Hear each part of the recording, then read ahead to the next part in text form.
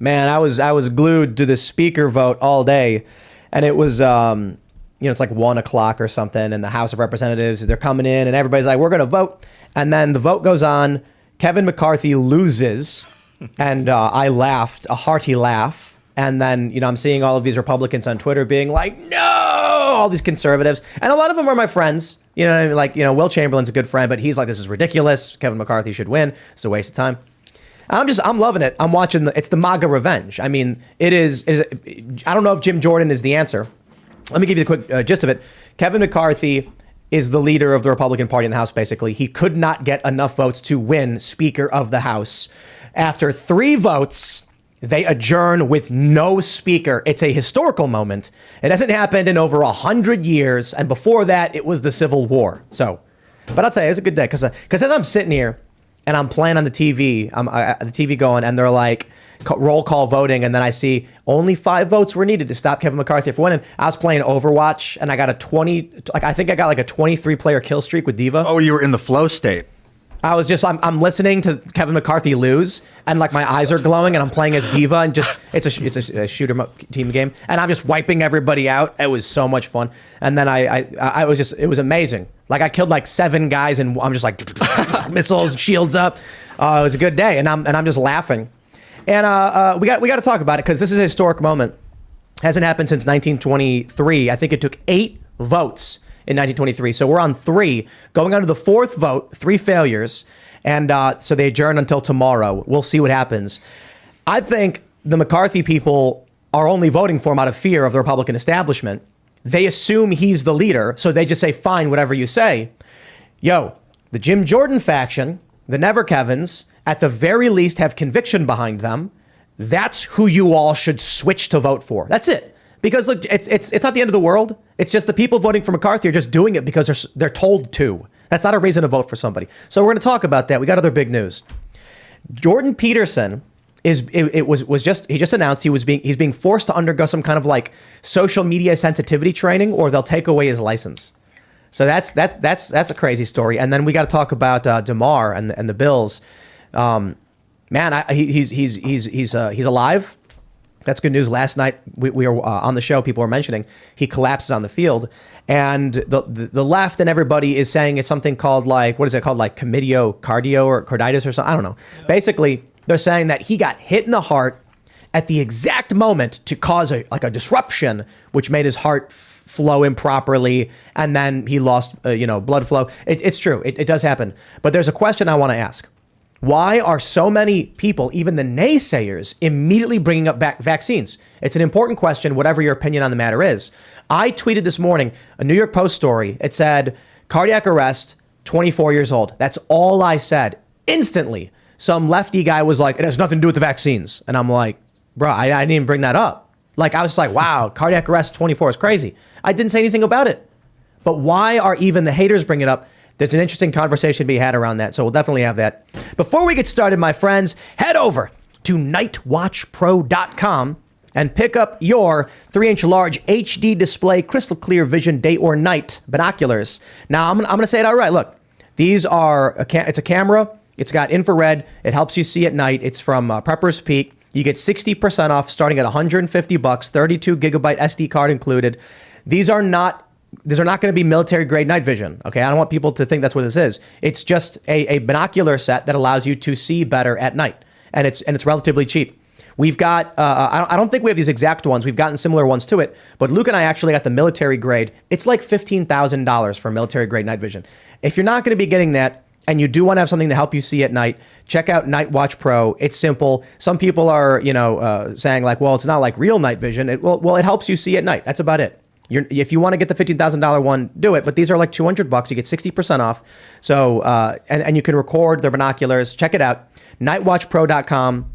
And it's got a rechargeable lithium-ion battery. Lasts for several hours. They got a bunch of different kinds. Sponsoring the show. So special shout outs to Prepper's Peak at Nightwatch Pro for sponsoring the show. And take a look into them, man, and see if it's something that will help you out. It's got 36 megapixel HD photos, helps you see clearly in darkness. It's got 4K recording, so it's more than just like some night vision. It's binoculars you can record with. Check them out. Thanks for sponsoring the show, Nightwatch Pro. But also, don't forget, to head over to timcast.com, become a member in order to support our work directly. The most exciting thing the one thing that I'm most excited to talk about is the coffee shop that we're building. Obviously, Freedomistan is we're getting really close to launching. One of the problems we have over there is we're waiting for internet, but the building is being done. I posted a photo of it. We're gonna have a skate show launching. We're gonna be doing a big 10-city tour skate contest thing. We've got a bunch of plans. We're gonna be building community. We're gonna be building physical locations where people can hang out. Become a member to get access to our members-only uncensored shows, but also just if you like the stuff we're doing, becoming a member helps us do it. So smash that like button, subscribe to this channel, share the show with your friends. Joining us today to talk about this and so much more is CJ Pearson. Thanks so much for having me. Pleasure to be here. Absolutely. Who are you, good sir? Well, who knows these days? I'm living in LA. Work for PragerU, having a great time there. Doing all that we can to help beat back all of this crazy indoctrination that we're seeing on campuses all throughout the country. I'm 20 years old. I'm a free thinker who is so excited to be here. So thanks for having me again. Right on, man. Well, thanks for hanging out. We got Luke, of course. Los Angeles? Are you crazy? We'll talk about that in a little bit. Hi, guys. My name is Luke Radowski here of WeAreChange.org. And I wanted to remind everyone that if you could question it, it's science. If not, it's propaganda. I think a lot of people need that reminder, especially today. If you agree, you could get this shirt and you could remind them by wearing it in a lot of public places, starting a lot of conversations, and meeting like-minded friends on thebestpoliticalshirts.com, because you guys get the shirts. That's why I'm here. Thank you again so much for having me. Science is the art of questioning. Thank you, Luke, for reminding me. I also want to say Demar Hamlin, last night I said that he got tackled. Correction, Demar leveled that dude, tackled him to the ground. Nice job, Demar. And we're going to talk more about you later in the show. I'm Ian Crossland. Let's get to it. Serge, what's happening, brother? Hey, what's up, guys? I am Serge.com. Good to be here. Hope we have a good one. Let's jump right into it, man. All right. Ladies and gentlemen, MAGA's revenge. I was excited to see it. The House has adjourned with no speaker. I dig it. I do. Look, man, I'm not a Republican. I've been saying this for the past couple of weeks. I don't care for Kevin McCarthy. In 2016, it was reported that apparently there's a recording where he said Trump was being paid by Putin or something like that. Okay. Kevin McCarthy said Donald Trump bears responsibility for January 6th, things like that. This is a guy who is not interested in the actual we the people. It's establishment garbage all the way. Now, look, Marjorie Taylor Greene very much wants him to win. A lot of people have said it's because she's got a quid pro quo. Well, yeah, he's going to put her on committees if he wins. So she's like, I want him to win. We're going to get things done. I don't see anything wrong with that other than I'm not a Republican. I'm not going to support Kevin McCarthy. So when he loses 3 times in a historic failure, I was just laughing the whole time. Look, I get it. Jeffries is going to be worse for a lot of reasons than McCarthy. Here's the fear. There's, I think, 434 people who are voting because there's 1 vacancy. You have to get a majority of votes cast in order to become the speaker. That means the only way the Democrats can win is if Republicans vote Democrat. Maybe it's possible. The fear is if this drags out too long, moderate Democrats and Republicans, establishment, corporate, uniparty, are going to be like, can we find 218 people to just put like Liz Cheney as Speaker of the House? And then they'll do it. There's enough people to do it. I'm not entirely convinced, though, because I don't think someone like Liz Cheney could actually pull it off. But a lot of people are basically saying if Kevin McCarthy wins, you'll get some things you want. If he doesn't win, and then there's some kind of uniparty shill who gets the votes because the Democrats and Republican uniparty will vote for him, then we're worse off. I'm kind of like, what's the difference?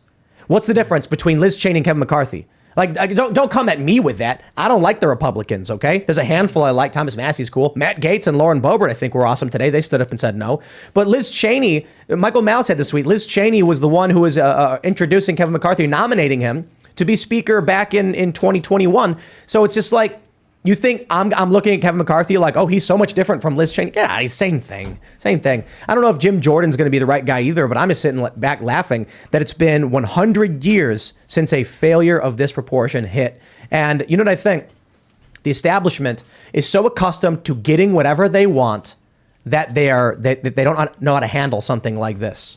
If it is only 20 people who have rejected Kevin McCarthy, so be it. That is a good sign. When the Democrats were nominating Nancy Pelosi and the squad threatened to withhold their votes unless they got universal health care provisions, they caved instantly and voted for Pelosi. And now what's happening is all the Democrats are like, see, we're a unified party and the Republicans are in disarray. Yeah. There was one person who tweeted that the Republicans are so authoritarian that all of them now are fighting because they demand they get their way or else, whereas Democrats are all about democracy, so they're in agreement. And I'm like, oh, okay. Dissenting is authoritarian and marching in lockstep with the corporate Democrats. That's not fast. Get out of here. So I don't know. What do you guys think? Are you happy to see McCarthy lose, or is it just a big waste of our time? I like the way Matt Gaetz stood up and spoke about it. I actually have a tweet from ALX on Twitter, and you might be referencing it in this article too from The Hill. But he said basically, like what Marjorie Taylor Greene may have done is, I want to vote for McCarthy because he's going to put me ahead of a committee. But Gaetz is like, I don't want to be part of a puppet committee. Well, he said you can't drain the swamp if you appoint an alligator into a position of power, which was a pretty big statement. Gaetz said that? Yeah. Bravo. And personally, government gridlock is a part of my love language. So seeing what's happening right now is pretty cool. It's pretty awesome, and it shows you that the Republicans aren't just the foot soldiers, aren't just obeying every single order, and they're willing to stand up for larger ideas and principles. There was allegedly negotiations between a lot of the dissenting individuals and McCarthy. McCarthy allegedly, this is what we're hearing from Lauren Boebert and other people, didn't concede to any of these larger demands. MTG, very interestingly, is coming out and saying, hey, these guys are asking things personally for themselves. I'm not even getting anything from all of this. So it's interesting to see all this debate. Personally, I hope there's no speaker. I hope there's no Congress. I hope there's just deadlock. I hope they're just arguing and fighting each other all the time so they leave us alone. That's my personal dream. Gaetz said they threatened to pull them off committees unless they voted for McCarthy. Yeah, just absolute insanity. You say that to me, I'll be like, oh, okay, now I definitely won't vote. What do you think, CJ? If you were a Congress member, who would you vote for? Not anyone. I'm in your boat. I think the silver lining to all of this is that literally until there is a speaker, you cannot swear in a single one of these people. So maybe we don't need a speaker, and maybe that means that the House of Representatives cannot inflict any further damage upon any people who actually value limited government in this country. And it's a shame to see that, like, literally, if you are an everyday American and you fail to do a basic duty of your job, you are fired. These people cannot even elect a speaker of the House. It's absurd. Yeah, I say but Fetterman. I'm okay with it. Fetterman for speaker. I mean, why not? Let's make this happen. And also, it doesn't have to be a Congress member. It could be anybody that could become Speaker Greta of the House. Thunberg at this point. Greta, Yes. yeah. Can it be a non-American? Top G, you name it. Let's put him in there. Mix it up. Change it up a little bit. I'm sick of these politicians and plutocrats and people who don't give a damn about us. Let's totally change it up. But let's get Ronald McDonald in there. He'll do a better job than all of them. Seriously. The prediction market's been pretty wild. Kevin McCarthy is currently leading on Predict It, followed by Steve Scalise, then Jim Jordan. Jim Jordan's dropped down. He was at 12 cents earlier. But Kevin McCarthy actually got knocked out of the top spot for Steve Scalise. It's been bouncing up and down. Nobody knows, right? You want to talk about wisdom of the crowd. Most people on Predict It, right now, they're leaning towards it's probably going to be Kevin McCarthy. That's why it's 45 cents per share. He's the lead. But it's been bouncing. Some people think Steve Scalise will be, because he's in a leadership position, he will be the compromise. And I'm just kind of like, the first vote happens in the House, and you need only 5 defectors to block McCarthy, and they vote for like Biggs, and there were a few other votes, like just random people. Well, I shouldn't say random people, but a person will get like 1 vote. Then you get Matt Gaetz nominating Jim Jordan nominating Kevin McCarthy. Then it goes to a vote again, and this time Jim Jordan gets 19 votes. So the never, McCarthy faction unifies. Then it goes to the third vote. The third vote, Jim Jordan got 20 votes. It actually McCarthy went down. Yeah. Byron Donalds flipped his vote. Right, exactly. For Jordan. Good. This I'll tell you exactly what I saw. Why is Marjorie Taylor Greene supporting Kevin McCarthy? Because she wants to be on committees. She doesn't have the power to go up against the establishment. The best position she could get is you get Kevin in, she gets on committees, she can actually do something. But I don't think it'll be enough. I think what they'll do is McCarthy will get them in committees where they'll have just enough power, but not really enough to do anything. You get Jim Jordan, maybe you'll get something a little bit better. I'm not even convinced Jim Jordan's going to be the right guy. He doesn't even want the job anyway. But Kevin McCarthy already moved into the Speaker of the House office. That walk of shame is going to be depressing. I mean, depressing. If it's going to happen. I mean, it's politics. Anything could happen. They could bring out the FBI and the CIA and the Epstein tapes, and that could be all voting in unison right away. So that could also happen. Or they could bring up the internet history that they have on them, or their private information and data that they have on them. But MTG made also some some very interesting comments that I think are worth considering and talking about. She was saying we need to vote for Kevin McCarthy because the Republicans could actually get rid of the 87,000 IRS agents that are supposed to be inducted into the IRS. That's her kind of explanation to it. But again, I personally love the fighting myself. Yeah, I'm shaking my head so hard over here. It's not going to happen. It's not going to. You put Kevin McCarthy in as speaker, and he's going to be like, "Well, hold on, we got to play by the rules. I mean, there's a way to do this." Oh, come on, spare me, dude. The guy who claimed Trump was being paid by Putin, the Republican. Look, Republicans teamed up with Democrats to stop Trump, to stop MAGA, to stop America First. I'm not interested. I just don't care. I am actually turned on by humility and the fact that this Jim Jordan guy, who I don't know, doesn't want the position and he's willing to nominate someone else, but they still want him for the role. I think he's the right guy. Contrary to what Kevin McCarthy has been saying, it's my turn. I earned it. If you don't give this to me, you're embarrassing the party and the nation. It's like that type of entitlement is the last thing we need in leadership in Washington today. So it's like, yeah, I'm right there with you. We need humility. We need someone who doesn't want it at all. Yeah, but Jim doesn't want it because he wants to be a part of committees publicly, and exactly, and wants to investigate allegedly the FBI and the intelligence agencies. Allegedly, would he be like neutered his ability if he were to become the speaker in doing that? Yes. And then we also talked to Lauren Boebert just a couple days ago. Specifically, I had a conversation with her, and I asked her, hey, we need a new church commission style hearing. I was like, what's the chances of that happening? If you guys don't know what the church commission hearings are, it's where all the dirt about the intelligence agencies in the 70s was revealed. It was the heart attack gun. It was the infiltration of the corporate media. It was incredibly important hearings that actually had a little bit of accountability when it came to the intelligence agencies. I was like, what's the possibilities? What's the chances? And she was like, not that good. So, I mean, allegedly she's negotiating with Kevin McCarthy, trying to get something done here. Is that a part of the negotiations? I personally hope so. We'll see. Look, Boebert said they're working on it. That's something they do want. But look at how many you get 20 people to defy the establishment. Good, I'll take it. But I just you get these establishment people in, all of this is gone. Investigation of Joe Biden, I doubt will happen. And if it does, it'll be so weak and pathetic, it will end up being nothing. It will be, oh, okay, yeah, we'll do the investigation. And then they're going to go find some homeless guy and be like, see what you can find. And they're going to give him $10. Yeah, sometimes it's worse to do a shell of an investigation than no investigation because they'll try and put it to rest with the normies when in fact they haven't actually done anything. Not done a single thing. That's a 20 right there. Ian rolled a straight 20. I think that NIST did that with the 9/11 World Trade Center. I mean, that commission had holes all through it. If you want to look at that, that's an example. They will do an investigation. And they'll ignore 99% of Joe Biden and his family.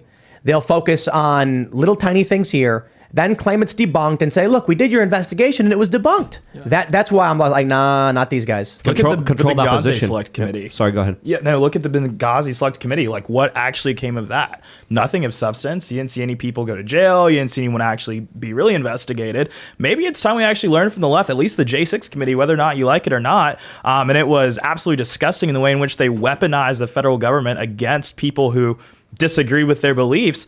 But maybe that's what we should be doing in terms of looking into how the federal government has actually been weaponized against conservatives throughout this country. We're seeing it also in the Twitter files now. Someone chatted, if Jeffries wins, there will be no investigation at all. I'm like, yeah, that's actually the point Ian was making. That's better.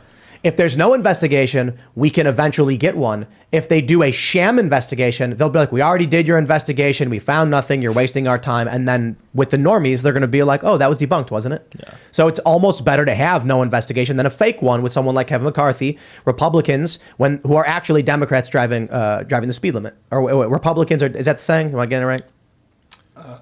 Wait. Yeah, Republicans or Democrats driving the speed limit. Oh, yeah, that's right. Mm-hmm. Yeah, so, that's going to be a no for me, dog. on Kevin Thanks, McCarthy. Randy. Yeah, here, let me pull this up. Let's talk about the history. So I have this here from Wikipedia, the list of speakers. 1923, check this out. Progressive Republicans had refused to support Gillette for the first 8 ballots, only after winning concessions from Republican conference leaders, a seat in the House Rules Committee, and a pledge that requested House rules change would be considered. Did they agree to support him? This was the first speakership election to take multiple ballots since the Civil War. And then we have this from the Washington Post. Check this out. When the House needed 2 months and 133 votes to elect a speaker. Okay. They say, it goes back to 1856. It was a crazy election, took months. Let's hope that we resolve this House stuff tomorrow. Because if it ends up taking 8 votes and then finally there's concessions made and maybe Kevin McCarthy gives more concessions to, say, Matt Gaetz, Lauren Boebert, et cetera, enough that they actually will be able to do real investigations or something like that, it's better than taking 2 months and being more indicative of a coming civil war or something. You know what I mean? What would be a scenario if there was no speaker? Well, there would be no new members sworn in. You wouldn't be able to vote on anything else until there's a speaker in office. So it would literally put the entire branch at a standstill, other than the Senate. They were sworn in today, but... So they couldn't even vote on things if there's no speaker? Yeah. I like that idea. That sounds great. That sounds awesome. And you only need 5 people. Yeah. 5 people. Man. Shut down Congress. Let's do it. Yeah, how did Thomas Massey vote? Did he vote for McCarthy? I'm not sure.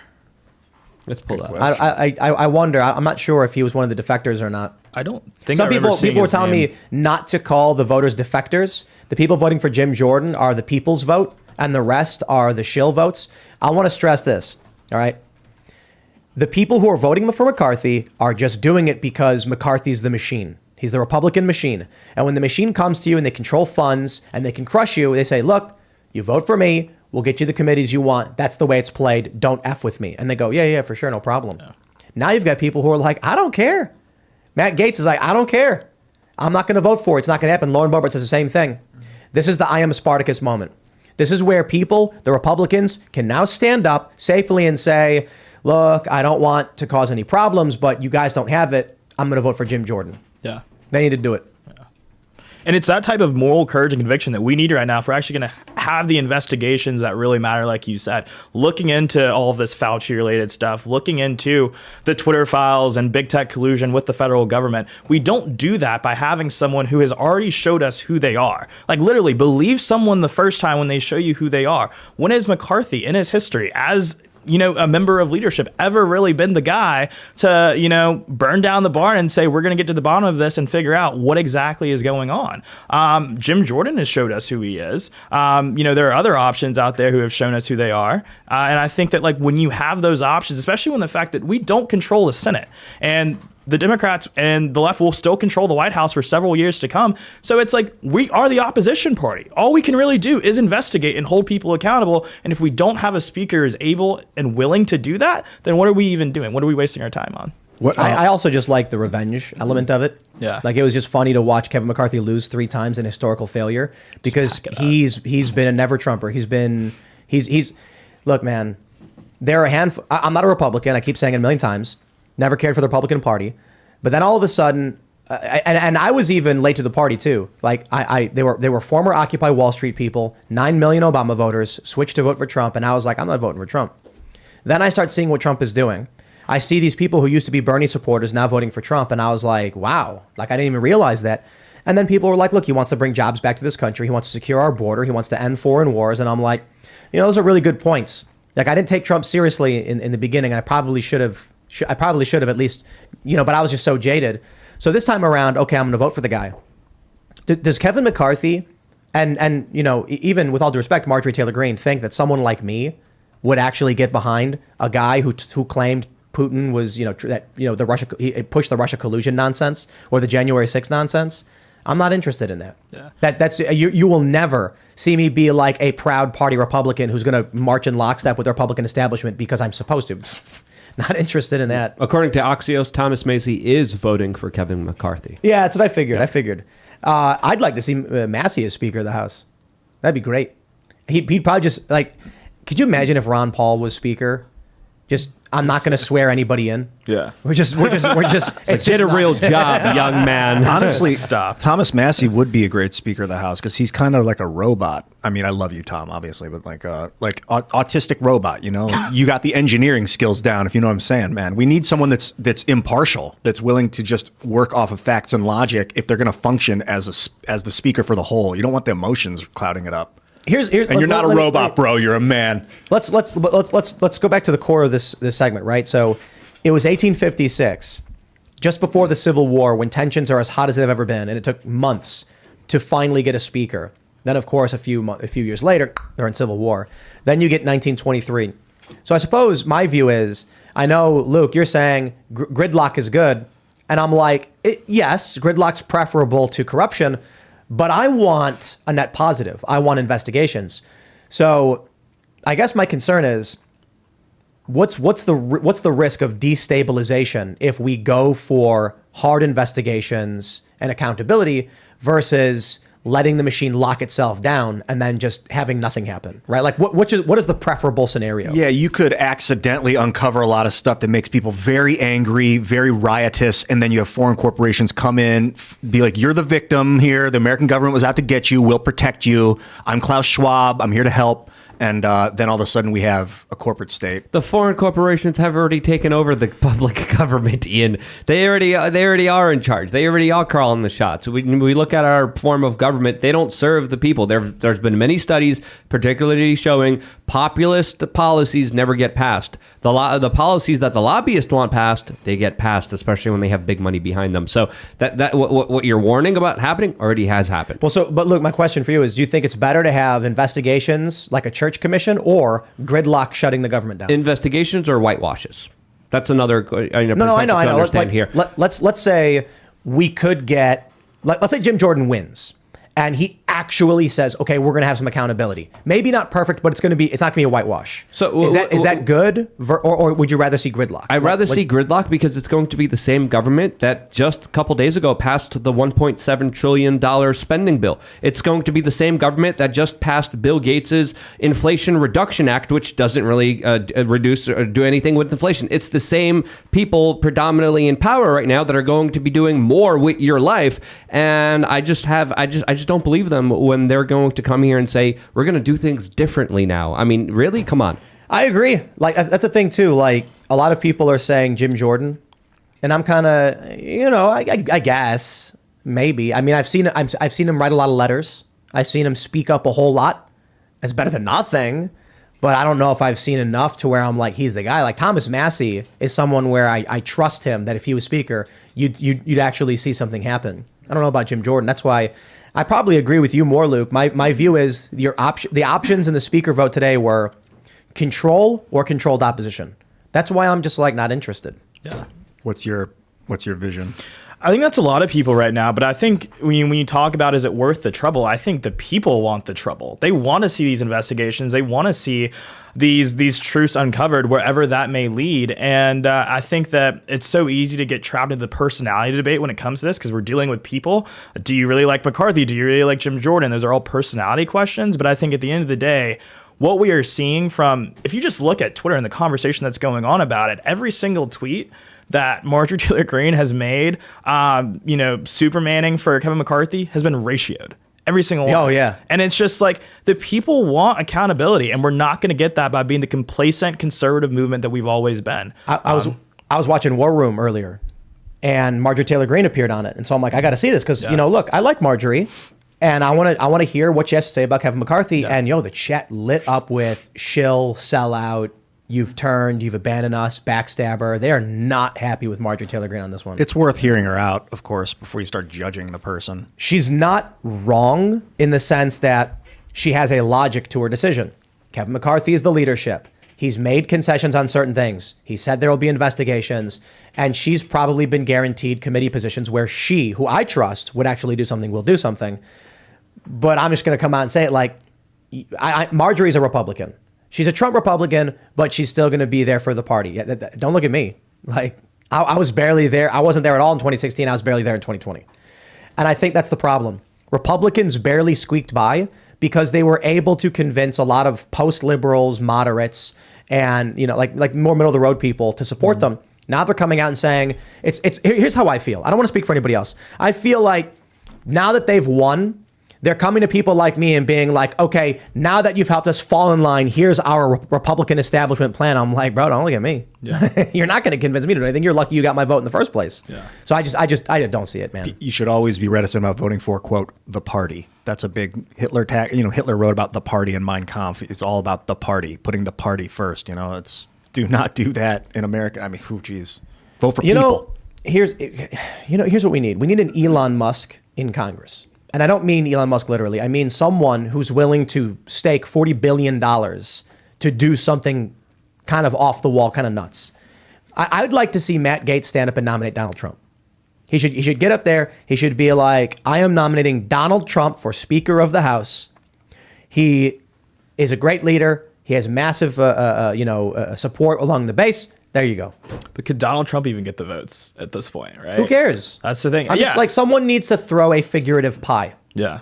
Like, Jim Jordan is not a pie. Jim Jordan is a middle finger to McCarthy, so he can't win. But come on. Like, Biggs was not bad, Freedom Caucus guy. But they could have still done better, I mean, even Matt Gaetz nominating Lauren Boebert would have been better. Yeah. But okay, whatever. Who should it be, Luke? Ron Paul. Dr. No. They called him that in the Congress because he would vote no on everything. See, like, we need that kind of leadership. So here's a question. Like, why doesn't Thomas Massey do it? Maybe because he's more robotic and he's more like, it's not worth it. Because no one nominated him? Is that the only reason? Yeah, if I was in Congress, I'd be the craziest person in Congress. People would be like, this dude's out of his mind. I'd stand up and I'd say Ron Paul. You'd be the AOC of the right. No, I would. Yeah, you would. No, AOC fell in line behind Nancy Pelosi. Yep. She got whip crack and she was like, whatever you say, Pelosi. What do you think happens No. when they go I'd in? stand You up there and think be they like, Ron Paul. And I'll be like, look, I don't agree with Ron Paul on a lot of things. He's a right libertarian kind of guy. But I agree with him on one thing. He promised to leave me alone. If the government has a guy in there who's like, here's my policy positions, I'll go, okay, I don't like all of those. But I also promise first and foremost to leave you alone. I'll be like, okay, I'm gonna vote for you. Yeah. So if I was me, I'd throw a figurative pie. I'd be like, can we nominate Thomas Massey? There's 45,000 people listening right now. You guys want to nominate Massey? Let's do it.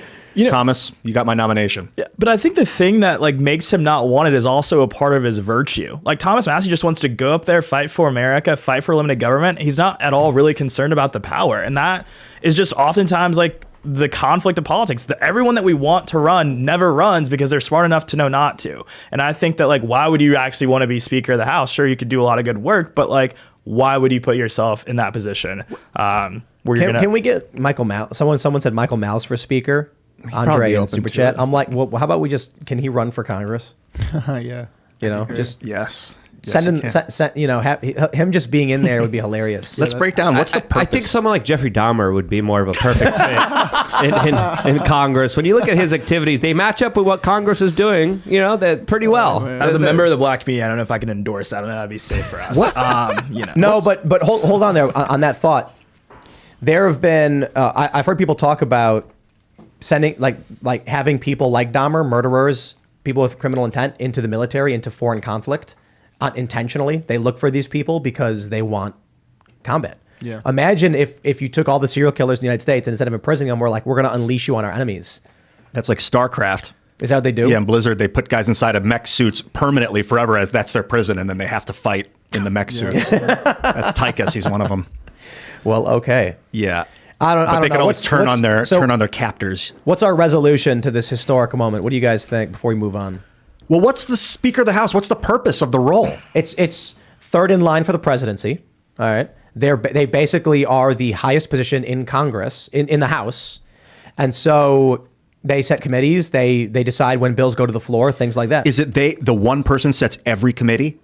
I don't know exactly. It's through the House Steering Committee, but Yeah. the Speaker basically controls those appointments. So by extension, the Speaker, makes those appointments. Can the Speaker overrule the point committee? Is that what it's called? They can change the rules of the session of the Congress. It's a very powerful position in government. Yeah, someone joked that the concession for like Matt Gaetz and Boebert and all them, they should tell Kevin McCarthy, new rule for the 118th Congress that Democrats don't get to vote.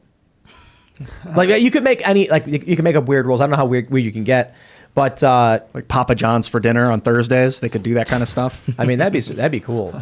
I'd love to. I'm thinking about it, and I'm like, man, I wish I could be there. I would never want to be in politics. It's awful, but just for that one moment to stand up and nominate Donald Trump would be totally worth it, or nominate someone like Dave Smith. Wouldn't that be just amazing if somebody just got him and said, Dave Smith, he's a funny guy, libertarian. Let's have him do it. That'd be great. Yeah. And just to say it, so on everyone watching on C-SPAN or whatever hears you say it. The most interesting thing on C-SPAN in a while. All right, so here's what's going to happen. Tomorrow, they're coming back at noon. There's probably going to be another vote. Right now, I bet every single one of these people, they're on the phone nonstop. You've got threats probably. Threats aren't going to work. Matt Gaetz came out and said they threatened to take away our committee positions. Don't care. Yeah. You're not gonna win this one against Matt Gaetz by going in there and spitting on him and threatening him. You've gotta. You're not gonna get it unless you give a little bit. And where was this energy towards Ilhan Omar, right? Everything that she said that was anti-Semitic and all of these things, they have done more to criticize internal dissent, even going the length of saying, we're going to take your committee away. But where was this energy towards Ilhan Omar, Rashida Tlaib? It's like insane. It's like they want to crack the whip on our own side, but yet we can never focus on the common enemy and hold the left to the same account that we're trying to do to ourselves. I think it's because people like McCarthy keep winning. And it's because so many of these Republicans are scared to go up against the Republican establishment because of things like what happened to Blake Masters. There's 3 parties in Congress right now. It's Democrat, Republican, and this new party that's still Republican. MAGA. Yeah, whatever you want, MAGA, whatever the people that got energized by Trump. Elephant, donkey, lion. Yeah, there really is. And I think that's where all this divisiveness is coming from, is the 2 political parties within the Republican Party, which for whatever reason, they haven't started a new party yet. Well, you know what? We'll see what happens. I'm tired of the same old. So I'm not interested in voting for these people just so that they can come. Look, Donald Trump is what convinces me and MAGA and all that stuff to vote for it. They oppose the grooming of the kids stuff, the CRT, foreign wars, stronger borders, all that. Like, they support stronger borders. I'm for those things. I am not for 14-year establishment Republicans who are Democrats going the speed limit. I'm not for that. Let's move on to this next story, though, because otherwise we'll go in circles. Take a look at this one from Yahoo Sports. Demar Hamlin has cardiac arrest on the field. NFL suspends game versus the Bengals. You may have seen this, but what you may not have seen is I will play you this clip from CNN of Sanjay Gupta. Let's see, is the audio going to play? Throughout the body. There we but go. The goal is to play restart the heart, and it sounds like that they were able to do that on the field, most likely with a defibrillator, applying electricity to the heart to restart that. And then also we learned from Adrian, I believe she said earlier, that he continues to be in critical condition, which we knew, but stabilized overnight, which is obviously important. So hoping for updates. What I've just described is a rare situation again. I had actually never seen it happen, certainly not, filmed the way that it was, for frankly the world to see. But that seems like the most... Okay, Sanjay Gupta says, I've never seen it. Either he is a terrible doctor or something really messed up is going on. Now, I know, guys, he could be both. All right, it could be both that he's a terrible doctor and something bad is happening. I get it. Everybody yelled at me because I said that. I was like, either he's a terrible doctor or something mess up's happening. But let me point this out. He said, I've never seen this. Last night on the football field, Demar, he's got the guy, I don't know who the other guy was running at him. I'm not a big football guy. He tackles him. They spin, hit the ground. He stands up. Then he passes out. So you want to look up what people are calling it, like commotio. Oh, yeah, I got that. It's commotio cordis. Commotio cordis is Latin for agitation of the heart. Okay, so they're arguing it's this rare thing where your heart gets hit right at the right moment, causing some kind of fibrillation, which disrupts your heart or whatever. Sanjay Gupta on CNN said, I've never seen it before. Really? You've never seen it before? Take a look at this. Here, this is airtable.com. This was posted on Twitter by Died Suddenly. I am not making any assertions as to what's causing any of this, nor does this table. But homeboy Gupta wants to go on TV and say, I've never seen this before. Take a look at this list. You want to start counting? Here's a 21-year-old guy in Greece. February 3rd, 2022, heart attack, dies. Here's a 29-year-old pro athlete, sudden expected death. Here you go. Here's people who have heart issues, didn't die. This person said, it says they died, but they didn't write death on it. Every time you see a red bar, that's death. So let's just scroll down. Look at all this. Those are deaths. These are athletes who are having direct issues related to their heart, respiratory system, or they're just dying. It is not an assertion about vaccines. I want to make sure that's clear, because I tweeted about Demar, 24 years old, cardiac arrest, and then immediately some dude's like, you would love for this to be the vaccine. And I'm like, what? Like, I didn't even bring that up. Why are you bringing that up? Why are you associated? I'm just saying 24-year-old having a heart attack. That's crazy. Yeah. All I said was cardiac arrest, 24 years old. You have this airtable.com. All of it has sources. WPXI. Here you go. 23-year-old hockey player. Sudden unexpected death. A hockey player for California, University of Pennsylvania died unexpectedly over the weekend. It's not clear what led to his death. A whole bunch of these deaths. You want to see how long this list is? Let me scroll down. Start counting. I can't even. I can't look. It's so massive. Yeah, look at Here we the go. dates, too. We're 2/3 of the way through. Yeah. The dates are all 2021 and 2022. Yep, very Now look, I'll say this. I went through this list randomly clicking links, and the stories exist. I can't speak for every single post in here. I don't know. What I know is I pulled up like 10 or 15, and the stories are real. These people all died somehow for some reason. I don't know why. So when Sanjay Gupta says this of Demar, I've never seen anything like it. Bro, are you reading the news? Yeah. Because this list is nuts. Yeah. Look how it's still going. There's got to be thousands of affected people. There was another post by Dr. Peter McCullough. Is Peter McCullough's name, right? I'm getting it right? Yeah. Yes. He said that they did the study and found 1,580 or some odd heart-related issues among athletes. Of that, 1,101 deaths in the past, year? I think it was. Prior to this, 1,100 people had died in the past 38 years. Here's my question. I have two questions. What's causing it? I know a lot of people want to jump to conclusions, whatever those conclusions may be. And the other question is, why is it that so many people on social media are assuming immediately it's the vaccine? I know what's causing it. It's climate change. Clearly, No. That's what the corporate It's media. aliens. That's what the corporate media has been telling us. Systemic Listen. racism. Here, could also be racism. Could also be video games. But let's not jump to any hold conclusions on. here. Racism. Yeah, That's a good That point. might be Yes, it. absolutely. I think that's racist just saying that. This is what you're talking to a person of color. Watch out here. No. Hey, Ian, are you trying to give Luke a heart attack? Yeah. Well, come on, seriously, right? Well, we You're should not supposed to be. No. It's funny to be funny, but people, we're talking about people dying. so we should- Sanjay Gupta has his head in the sand, literally, and to blame what happened here on speculation is something that the corporate media has been doing. There was a post by a Chris Haddock who is claiming to be a physician, and he's blaming this hit on the heart of a tackle, this 1 in a 200 million chance of him getting hit at the right time, but right where the heart was beating at this perfect time that stopped his heart from running. That's real. It does happen. It is real, but it's 1 in 200 million. And the people speculating, this Chris Haddock guy wrote, hey, this is what's happening here. Totally speculating here because he doesn't know. We still don't know what's going on here. We still don't know the medical history. We don't know if this person did take the vaccine or didn't take the vaccine. Okay, it's not fair to speculate, but he's speculating, and then he's calling people who are also speculating terrible and horrible people. You're doing what you're accusing people of doing what you're doing. So someone made a good point. They said these are just the famous ones. You're Exactly. right. Yeah. These are people who are on teams where their deaths are noticeable. And so it's even high school, college, and professional sports. Now look.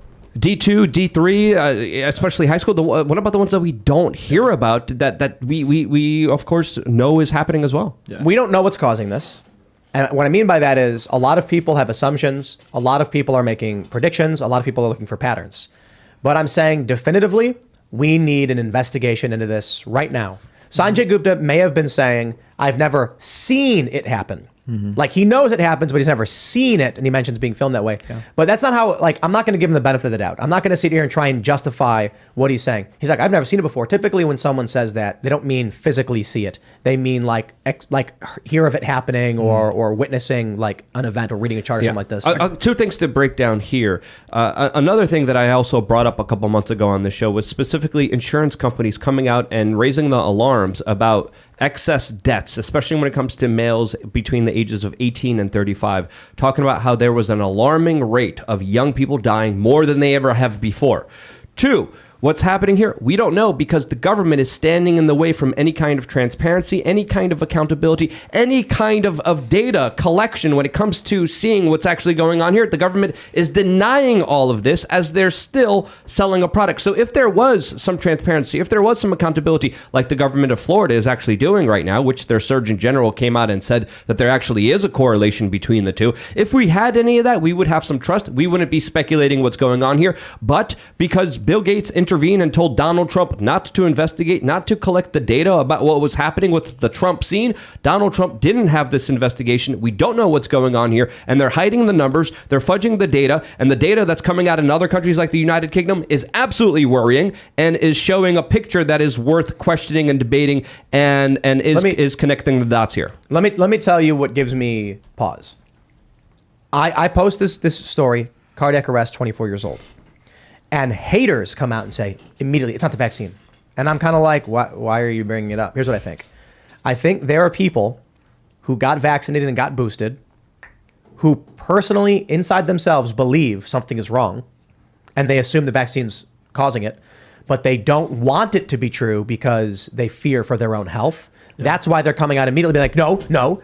But the reason I bring that up is because I didn't even say it. This could be caused by COVID. This could be caused by cardiovascular damage caused by COVID from people who went untreated. One of the symptoms of COVID, one of the problems was lung scarring. And what I can't remember who we had on. It might have been Joe Latipo from Florida. We were told that the spike protein of COVID damages the microvascular system in the body, causing problems with oxygenation of the blood. It also does cause blood clotting.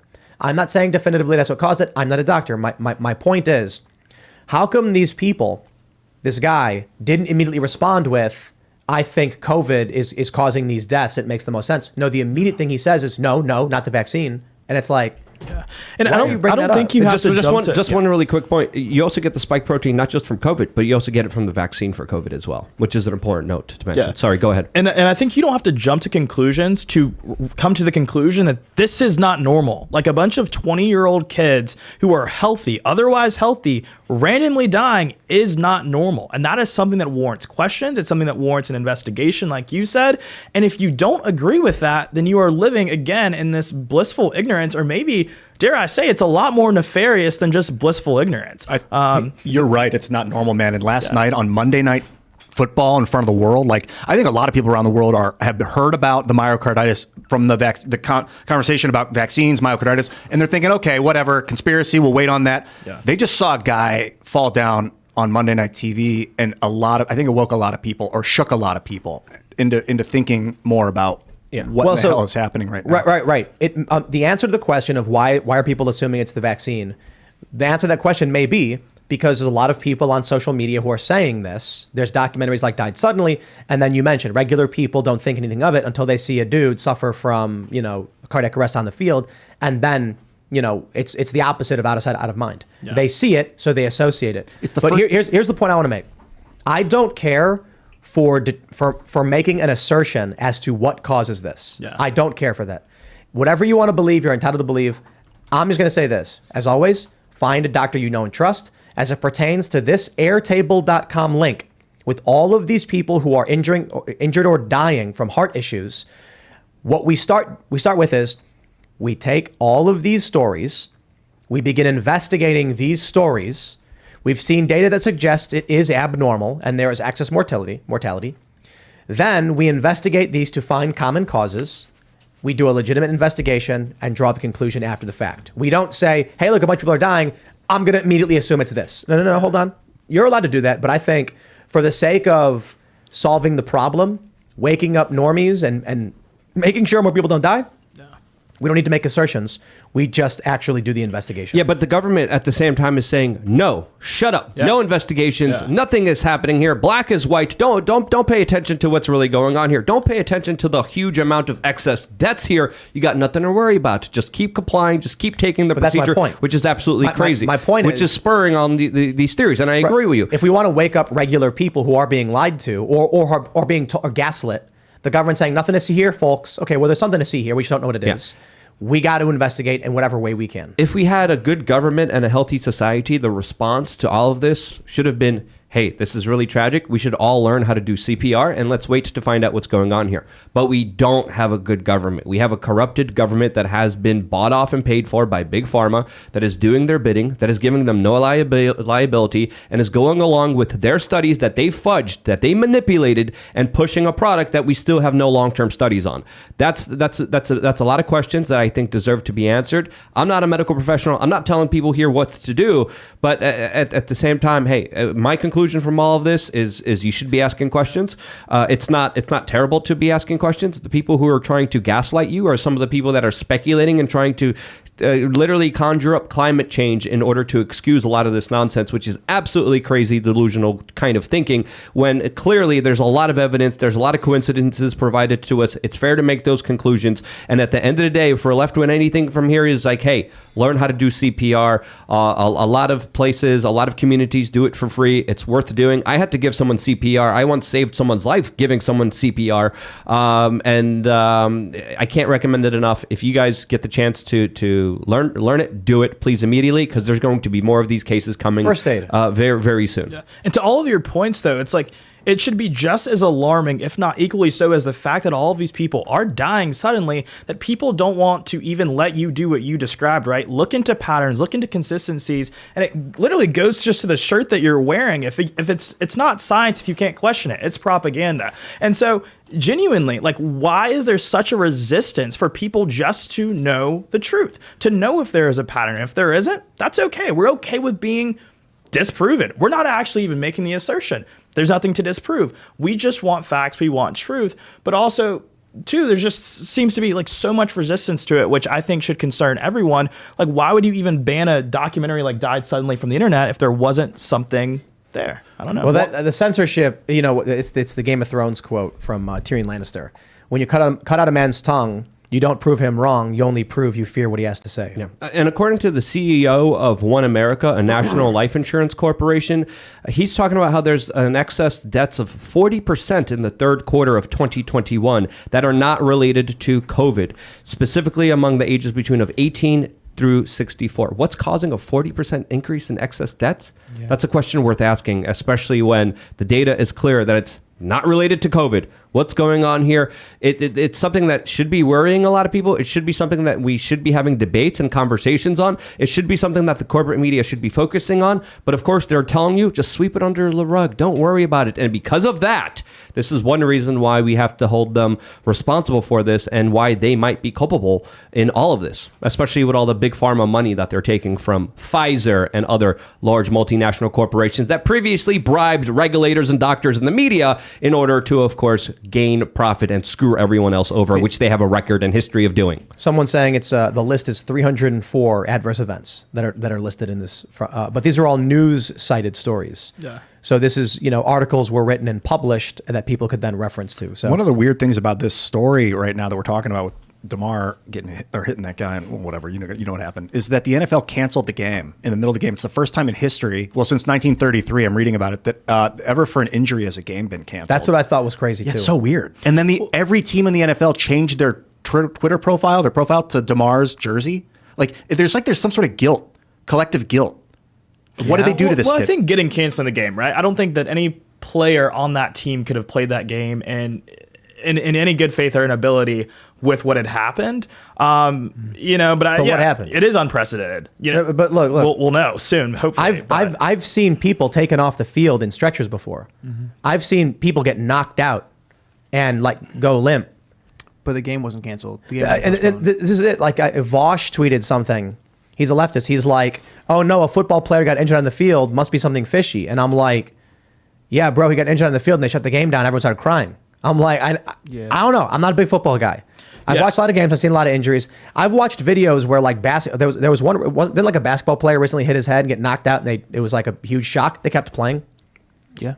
People get injured and then someone else comes in. Yeah. I think I've never seen an injury where they actually have an ambulance come onto the field and take someone out in that way. I think that was probably what was jarring to a lot of people, similar to the way you said.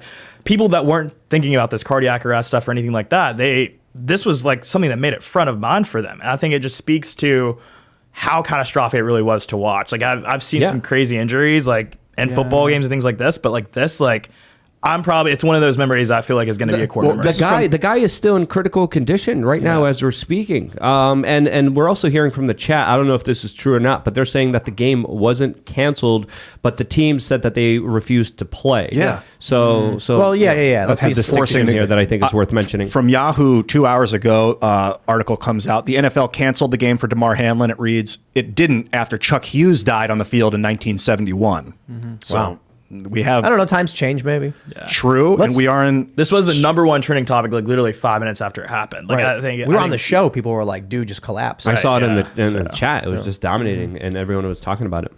Well, I guess hopefully dude is okay. We'll see how this one goes. Hard segue time. We got the story from Timcast.com.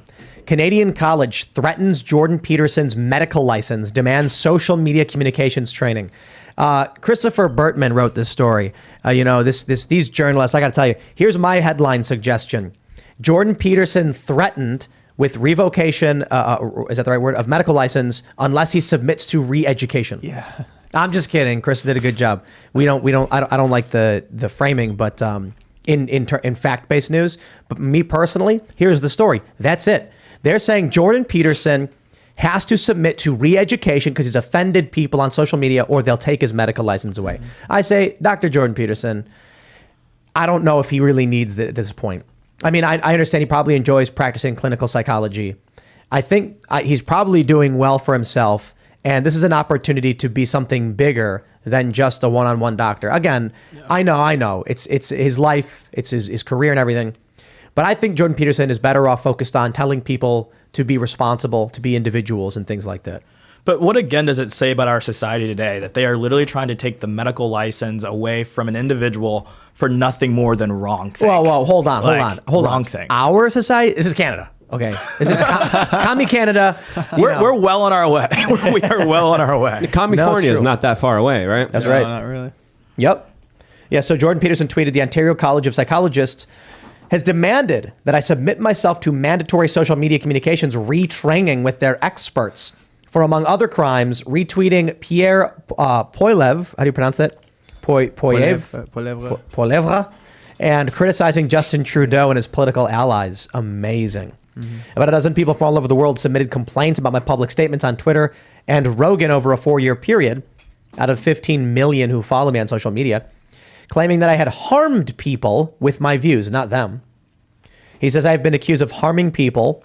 What does it say? I have been accused of harming people, although none of the complaints involved clients of mine or anything like that. If I comply with the terms of my re-education and my punishment will be announced publicly, I have already had the second most serious category of punishment levied against me, and I have been deemed at high risk to re-offend. Oh my. I am willing, if CP Ontario occurs, which they won't, to make absolutely every word of all of this fully public so that everyone can decide for themselves what is actually happening. Here we go, man. It reminds me of that episode of Simpsons when Homer makes the time machine toaster and he goes back in time. And then he kills a mosquito. Then he goes forward in time, and Ned Flanders controls everything. And then you have to get re-educated. And Flanders, but the reason I bring this one up is that Flanders is this hokey, nice guy, good neighbor. But then in this Treehouse of Horrors episode, he's an authoritarian. So what happens is you have Canada putting on this air of, we're the nice, oh, sorry about that. We're going to do a good and make sure nobody's getting harmed, eh? Better submit to re-education before you lose your medical license and have your life destroyed. They were always passive aggressive. That niceness was always fake. I was always calling it out with the Canadians. You're banned from Canada, aren't you? I was banned for 10 years. Those son of a guns. I had to get a lawyer, fight these. Wait. A Canadian lawyer? Fought to go to Canada? Why? Because he's a real American. You must really like poutine. No, I didn't. I was dating a chick and I needed to see her family. And why did you see her family? I demand to be let into Canada. I know. I'm not proud of that. Okay, stop it. Viva Fry just escaped. He jumped over the wall and was running. So it feels like I'm thinking like Einstein before Nazi Germany fled Nazi Germany before they started cracking down on the Jews. And what is Peterson doing in Canada right now when they're threatening to strip him of his license? And I agree with you, Tim. I don't think that his psychology license is his crowning achievement, even close to it. When history looks at Jordan Peterson, they'll remember the things he said and the things he did. How he's helping young people who are lost come back to responsibility. Saved my life in 2017. I directly attributed it to that man's voice. I was checked out. I mean, I don't want to get in. I'm not wasting time here. He saved my fucking life, dude. This guy. Who, Jordan? Yeah. Like, he just woke up something in my spirit that reminded me that I have something to do here. Mm-hmm. Isn't that crazy? It's wild. It's like this dude who just comes around and just says, find the heaviest thing you can carry and carry it. Mm-hmm. And then all of a sudden, he's basically a father figure to so many people who did not have a strong masculine presence. But Jordan Peterson is not the most masculine dude. I'm not trying to be a dick. Like, he cries a lot. You know what I mean? He breaks down and gets made fun of for crying all the time. Mm-hmm. And he suffers himself.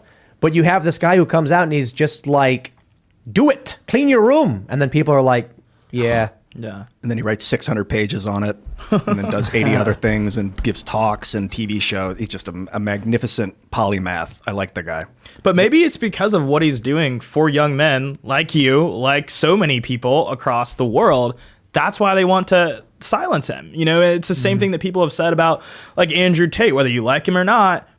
Why is him giving young men confidence such a thing like to hate him for, right? And I think that it just goes to the fact that in our society today, there's been such a war on masculinity, a war on strong male role models in so many ways. And it leads to things like this. They're literally trying to take his medical license away for telling you to clean your room, essentially, and for daring to believe in just common sense and reality. It's absurd. But look, if I'm going to do it, everybody, I'm going to do the chicken analogy. If I went out to collect the eggs in the chicken coop, Kim does it. But if I went out there and there was a rooster that was telling all the chickens not to let me take the eggs, I'd be upset with that. I would remove that rooster. Like I walk in one day and I'm like, where are the eggs? And the chickens are all like, giving me a look and they're like, you can't take the eggs. I'm like, what's going on? These chickens standing up for themselves. Yeah. Can't have that. Get that rooster out of there. That's exactly what it is. The establishment politicians, the elites, the corporate executives, the Bill Gates types don't like the idea that some dude is rallying people to be individuals and to stand up for themselves. Right. No, you will own nothing and you will be happy. Then Jordan Peterson comes around and says, work hard, have a family, be responsible for yourself. And they're like, stop. Yeah. Shut him up. How dare you tell people to be self-sufficient human beings in society today? Well, exactly. It's bad for communism. Yeah. If people are independent, you don't get communism. It's bad for the state. They need you weak. They need you sad. They need you pathetic. Sick. And the Canadian government has been hijacked by the World Economic Forum, admittedly even by Klaus Schwab, who said that the organization, his Young Leaders organization, infiltrated more than half of the parliament inside of the Canadian government. And what has the Canadian government done ever since being influenced and taken over by the World Economic Forum? Well, they banned protest. They called in a national emergency, arrested the protest leaders, debanked them. They recently took away guns from law-abiding citizens, and now there's re-education camps here. I'm seeing a trend here of what's happening in Canada, and it's not a good one. The worst thing they did was they put a guy in power who talks like this. And has funny socks. Everyone, we don't need guns. That's how Trudeau talks, and that's the worst thing of it. Because, like, at least Obama was charismatic. He'd step up there and be like, hey, I'm a smooth-talking celebrity, and I'm going to blow up kids. And you're like, that's all right. Trudeau's like, we're going to hell. Yeah. And he really does that We're smile. going It's so weird. Like, how does he not know that that's weird? He grew up rich, insulated with like prep school and like. He's an effeminate soy boy actor, just reading the lines, being told what to do, implementing the policies of the Great Reset. That's all he's doing. He's an actor, and he's a great actor. And Canadian Parliament is a performance. If you watch those guys scream and yell and talk over each other, like how are you going to get you allow each other to speak over each other? What's the point of that? Is it circus? Have you seen Poilievre speak? Have you seen Negative. the other guy? Oh, you should watch him. He's definitely got something going This is on. the guy Can you Peterson talked imagine, about. yes. Shout it out. Can you imagine Trudeau when he's like 70? He's going to be like Herbert from Family Guy. or exactly like Fidel. Or exactly like Fidel. It's going to be funny. They're going to look at his pictures and be like, hey, look at the same guy. No, but he's going to be like Herbert. He's going to be like, hey there, why don't you give me your guns? Give me your guns, little boy. How long is he allowed to be in power, according to Canadian government? I don't know, man. With the way things are going up I don't there, think there's term probably limits. forever. He's probably going to be Emperor Trudeau, and there's going to be nothing that could stop him. You try to protest him, he'll shut it down. He'll take away your bank account. He's taken away people's guns. He's taken away people's ability to have free speech. He's taken away parents' ability to decide what their children should be in this world. So it's a total takeover of society, total enslavement of humanity that, of course, is following the protocols of Klaus Schwab's Great Reset. They're building back better, but they're creating a situation, a dystopian one, that really goes and is really surrounding the UN 2030 vision. I spoke very highly of Jordan Peterson about 5 minutes ago. I'm going to criticize Jordan. I'm going to criticize you now because I think what brought this on is your vitriol via text in social media. It doesn't translate the way that voice translates. So when you get angry and you write the angry things out, it's going to tweak people in a way that your voice won't. Keep that in mind moving forward.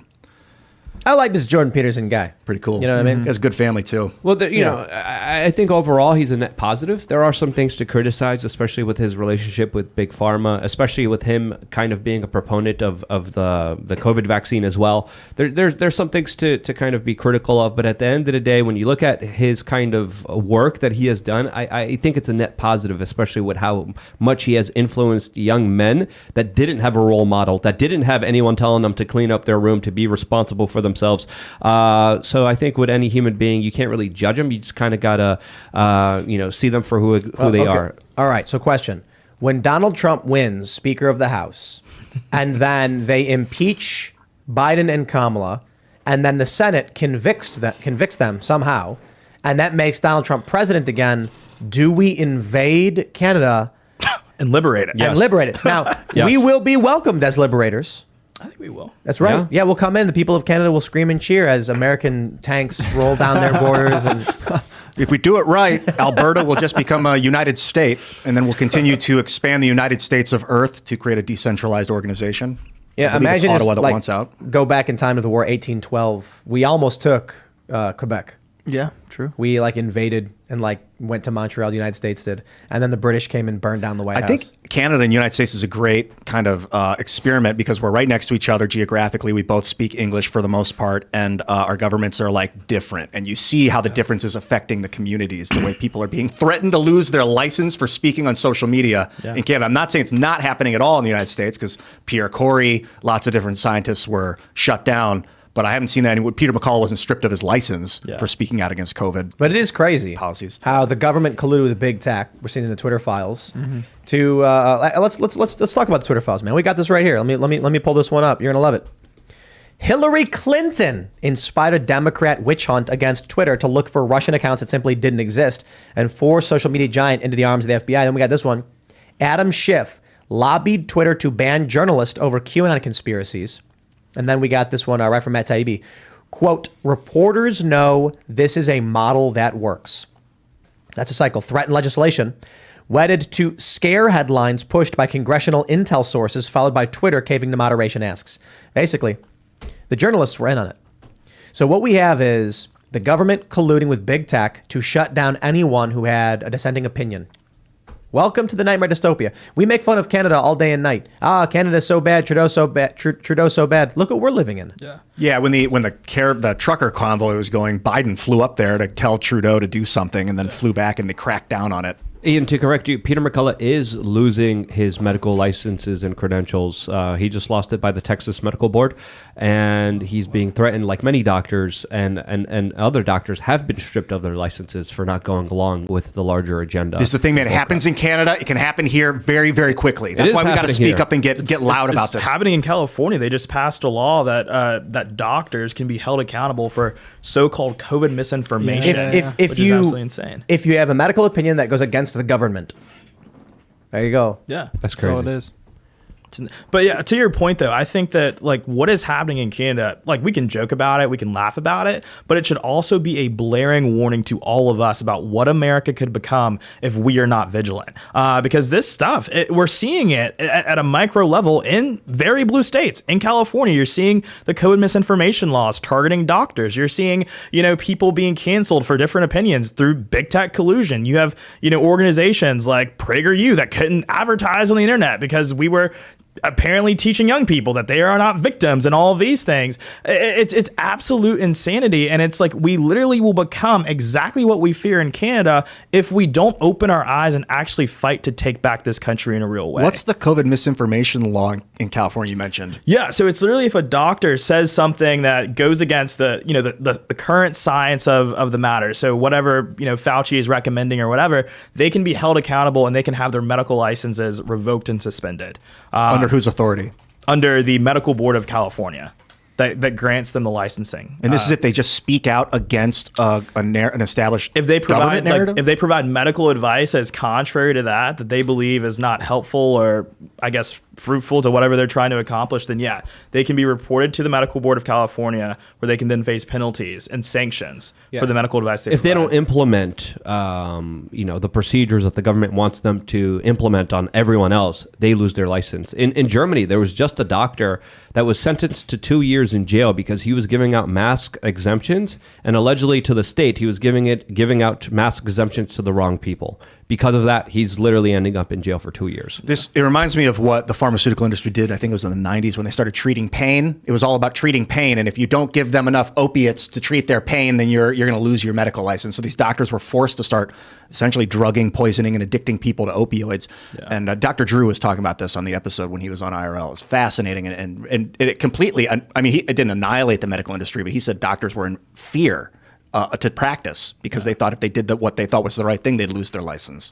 This pharma industry is just too tentacled in right now, and I'm not sure. It's disgusting. Like, truly and truthfully, if you can't trust your physician to do what they believe is right because they are fearful of what the implications may be on their ability to even practice medicine, then where can you truly get good advice about anything anymore, right? You can't get it on Twitter. You're getting banned from there if you spread so-called COVID. Well, maybe not now with Elon Musk at the helm, but before that was the case. If you dare to suggest an alternate theory about how you should treat COVID-19 or how you should address it, you were banned, you were censored, and all of these things. It's absolutely ridiculous. Or even talking about early treatment, which we should have been talking about, which many mainline professionals are saying, hey, if there was early treatment, we could have saved and prevented a lot of excess deaths. We could have prevented so much misery. But the main consensus was like, shut up, you're sick, who cares? Come to the hospital if you turn blue. Yeah. That's an insane proposal. Yeah. Not even that. I mean, when I got COVID, I called the hospital and they said, good luck. That's it. Yeah. And then I was like, okay, I guess. And then I got really, really bad. And so I did this. I did what any smart, intelligent person would do. I called Joe Rogan. And that's half true. When the hospital was basically like, stay home, do nothing, I was like, okay. And then I ignored it. And then I started getting sicker and sicker. And then I knew Joe had talked about the treatment he did, so I hit him up. And then, he was like, get a private doctor and talk to them about options. Don't just, like, you can't rely on these public hospitals are like, we're overwhelmed, we don't care, stay home, you're young, don't worry about it. And yeah, it's funny how that was like the gag, like Joe Rogan became this health expert. Yeah. That was funny. Well, he platformed a bunch of health experts. I don't think he would ever call himself a health expert. No, I mean that somewhat facetiously. Osmosisly. Like, the media was arguing he wasn't. He wasn't saying he was. Mm-hmm. He made that comment about young people not needing vaccines or whatever, and then the media went nuts against him. And then he was like, look, I'm a podcast comedian. Like, go talk to a doctor, man. Don't I trust him on nutrition. That's for sure. He's definitely, I don't know, I wouldn't consider him a nutritionist, but do you guys know medically regarding like someone like Peter McCullough who has strip his Texas state license? Can he like go to Florida and get a license in Florida and out of practice? But then he would have to move or something? Probably. So like you could offer doctors sanctuary in a state. Yeah. Okay. I think, different states, I would assume, have different like medical licensing standards. And so if you're stripped in one state, maybe there could be a protection offered. I'm sure if he goes to Florida, they'd reinstate, they'd grant him a license, especially considering Florida's position on most things. I'm more and more bullish that DeSantis has got to stay in Florida as governor. It's I don't know. Ultimate. I mean, I kind of feel like if he can bring that leadership to the rest of the country, we'd be in a better position. Do you think he can through the White House? Yeah. I'm open to it. He's not the legislature. Here's the thing. In Florida, you've got Republican legislature, right? I'm pretty sure, Luke. It's Republican-controlled legislature. Yeah, I believe so, both chambers, yeah. So it's easy for DeSantis to get things done when he's got support in Florida's House of Reps or whatever and Senate. It wasn't always like that, though. Right, and that won't be the case in the United States. If DeSantis becomes president with a gridlocked Congress, then he's not going to get things done. He'll just be sitting there. Saying no to stuff. But you still have a lot of power, and at least we won't have Dr. Fauci at the helm calling the shots. What if DeSantis is the guy who crosses the Rubicon? You think? Terrifying. Not what would be the Rubicon? Is it terrifying? Yeah, because that was a military coup. I understand, but then you see 200 years. Was it like 200 years of prosperity in the Roman Empire? That's debatable. You got to define prosperity. A lot of people. the standard of living plummeted after. Did it well, really? no, I don't know, to be honest. We had talked about it before, and someone mentioned that it actually improved a little bit. I know the emperors not were that getting it's assassinated back and forth for a long time. Leadership kept changing hands. And CJ, what do you think? There's a big debate. Trump or DeSantis? Where do you stand? I think at the end of the day, DeSantis' record is incredibly strong, right? And I think to your point, when you talk about the way that he's maneuvered through the legislature, there's been times when they didn't want to do a lot of the things that he's been doing. When you look at him redrawing those maps for congressional representation, there are a lot of people in the legislature who are like, no, DeSantis, we don't want you to do that. And he was like, no, I'm going to do it. And you guys are going to pass it. And he did it. And I think that when you talk about these really important culture wars that are in front of us about how do we actually protect our children from grooming, how do we, actually tackle things like inflation and just get our country back on the right moral course, we need someone who knows how to actually use their power, which I think is one of the most preeminent criticisms of previous administrations, is that we have all chambers of government, but we don't know how to actually use the power when we have it, right? Why did we not defund Planned Parenthood when we controlled all chambers of government? That never happened. And I think there's no excuse for something like that. Well, it's because they don't actually want to. Yeah. I mean, like you can't trust them. Yeah, we didn't get term limits. How long did it take to repeal Obamacare if we ever really ended up doing that in its entirety? Like, that's the thing. Who was it? We had someone on the show and they said that it was one of the Freedom Caucus guys, that he was the last vote to repeal Obamacare, and they came to him and said, no, don't do it. We need it. We need it to campaign. It's insane. Yep. It's insane. That's what McCarthy's team was saying earlier today. They were like, basically saying of Matt Gaetz, he wins by losing. Yeah. When the Democrats win, he can then campaign against Democrats, say they're the problem. He can blame the establishment. There's always a path. And that's a manipulation for sure. Yeah. Like people like Matt Gaetz are elected because he is fighting. That's the game they play. Exactly. I was plugging my computer in while you guys were talking about controlled opposition. Before you talk about Gaetz, who was the controlled opposition? All of them. Florida? All politicians are controlled opposition. But you were going off on a little tangent there, was a piece of describing what was kind of going on in Florida, which I think was interesting. Another thing that I would add is that also one thing that really kind of safeguarded DeSantis is that he denied any Zuckerbucks for reinforcing the elections down in Florida, because Facebook invested hundreds of millions of dollars on helping people vote, predominantly helping the Democrats vote. And Florida and DeSantis said, no, we're not going to take your money. And I think because of that, that was one reason out of many reasons why DeSantis had such a major victory down there in Florida as well. So it's interesting seeing this larger fight. Yeah. Again, there's a lot of also shady people surrounding themselves near DeSantis because they kind of see him as this kind of new hope.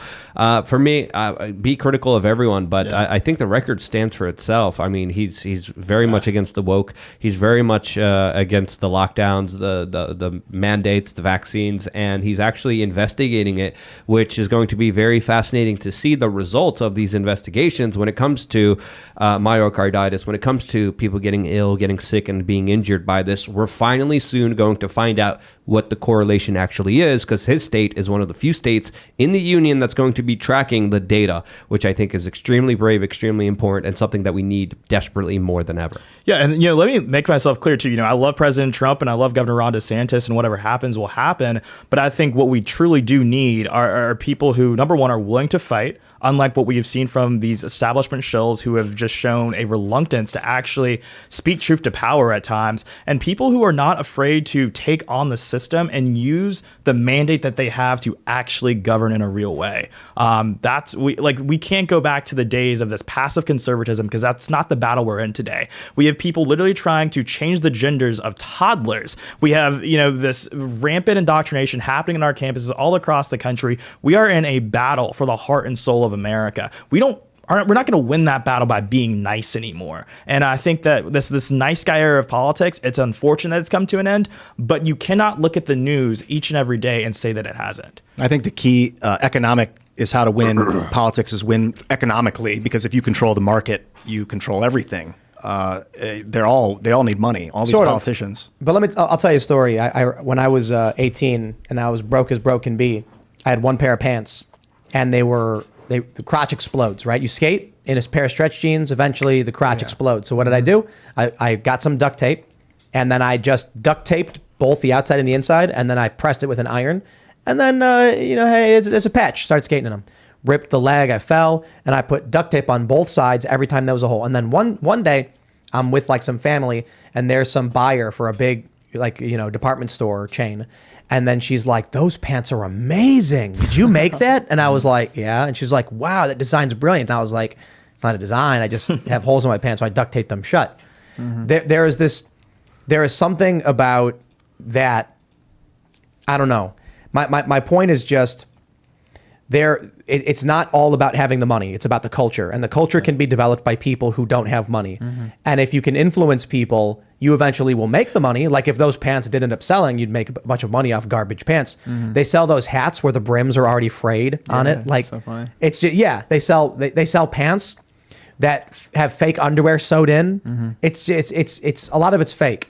It's not about so much, but I don't disagree. Well, I I think amend my statement. It's about the goods and the services, and some of those are necessities. I don't think those should be for profit. I think, but a lot of the cosmetic stuff people want, that's cultural. Like you can create people to want certain things, and then so in that sense, it is the culture dictating what commodities people want in the market and what then they're willing to spend on. It's the ESG. Essentially, it's a lot of the bigger financial backers, the BlackRocks of the financial institutions, saying, no, this is where the money is going to be invested in. This is where the money is going to be put in. This is the ideas that we're going to promote. You promote any other ideas, we're going to take away our funding. We're going to put money where we want it to be funded. And that, of course, is destroying the family unit, degeneracy, nonsense, bullcrap, and the larger divide and conquer agenda that is screwing over society and destroying humanity from the inside. Yeah, Vivek Ramaswamy, I'll bring it up again on the show a few weeks ago. I don't know if you saw the episode or not, but he's an economist. Essentially, I don't know if he considers himself an economist, if he's technically one, but he's talking about the indexes and how BlackRock controls the indexes. They take your 401k if you just give it to your company, and then they invest it in whatever they want. And if it's impact investment for climate change, whatever, they're doing that.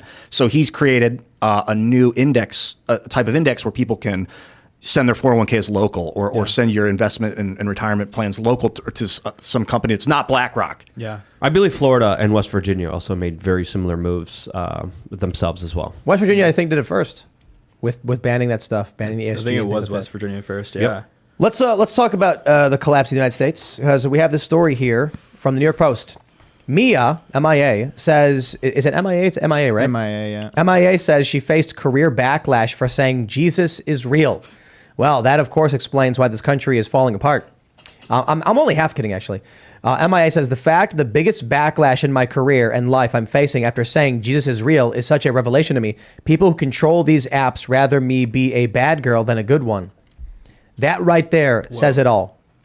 She's a rapper? Is that what she does? Yeah, R&B, rapper. R&B. And the machine goes after her because she says Jesus is real. I'm not a staunch Christian, religious person. I do believe in God, but that says a lot to me.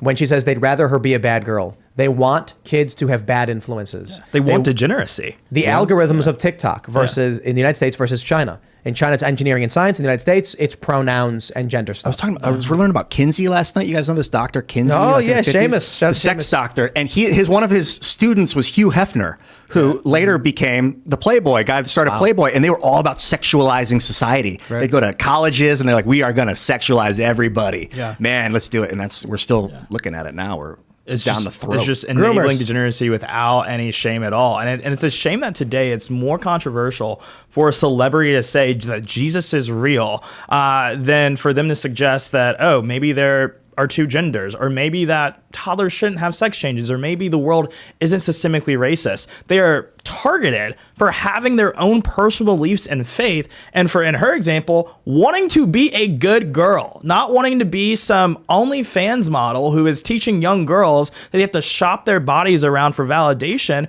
when in all actuality, what truly are they trying to criminalize here? What kind of thought are they really trying to demotivate? And it's sickening because, as you said, it's the first step towards this grooming, not just in the sense of sexualizing young children, but also trying to over-sexualize just even adults. Like, why can't women, young women who aren't children, have good role models, and why can't they believe that Jesus is real? It's absolutely insane. Is there a context for her statement? Did you guys ever? She's recently become religious, and she says, "I believe in it. I'm not going to lie to you." She said it on stage? I don't know. I think she tweeted it. Yeah. Just those 3 words. She said, Jesus basically, is real. all my fans might turn against me because they are all progressives who hate people that believe in Jesus Christ in this country, in an Apple Music interview. Wow. Even if it costs me my career, I won't lie. I will tell the truth, and I will tell you what's on my mind and my heart. If I'm coming back now saying Jesus is real, there's a point. Bravo, man. That's I think cool. there's a lot of huge. atheists that are, or just people, maybe there was some sort of realists that are like, yo, if a guy dies, then he's no longer real. Like he was real, but now he's gone. I don't know, man. I feel like you've got so many people who believe in simulation theory as well as DMT, the veil, and machine elves, where I'm just like, at a certain point, you've got to not, like, you could be agnostic, but I don't know how you be atheist and just think that we're wet robots that cease to exist when we die. Yeah, because we also have video of John Lennon, and like, so is John Lennon real? I mean, it's a weird argument. And they're gonna have like deep fakes of us after we're gone. Will That's we be creepy. real? They're gonna they can take your social media profiles and then create a fake version of you. That's creepy, dude. Yeah. That's the singularity right there. Yeah. You will not exist, but there will be a weird facsimile of you existing.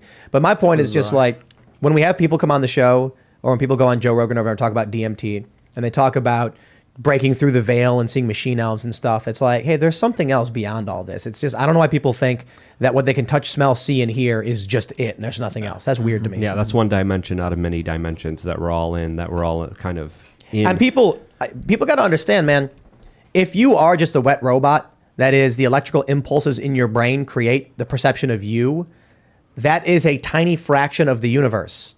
The universe is massive electrical impulses on a larger scale. Do you think the chemical pathways and the neurons in your brain is the most intricate possible pattern that exists? There's something bigger than that. Like, the system that creates you in your mind with the electrical impulses, there is a much larger version of that in the universe. I guarantee you. You are not the end all be all. That's the crazy thing to me. You know what I mean? How deep do you want to go?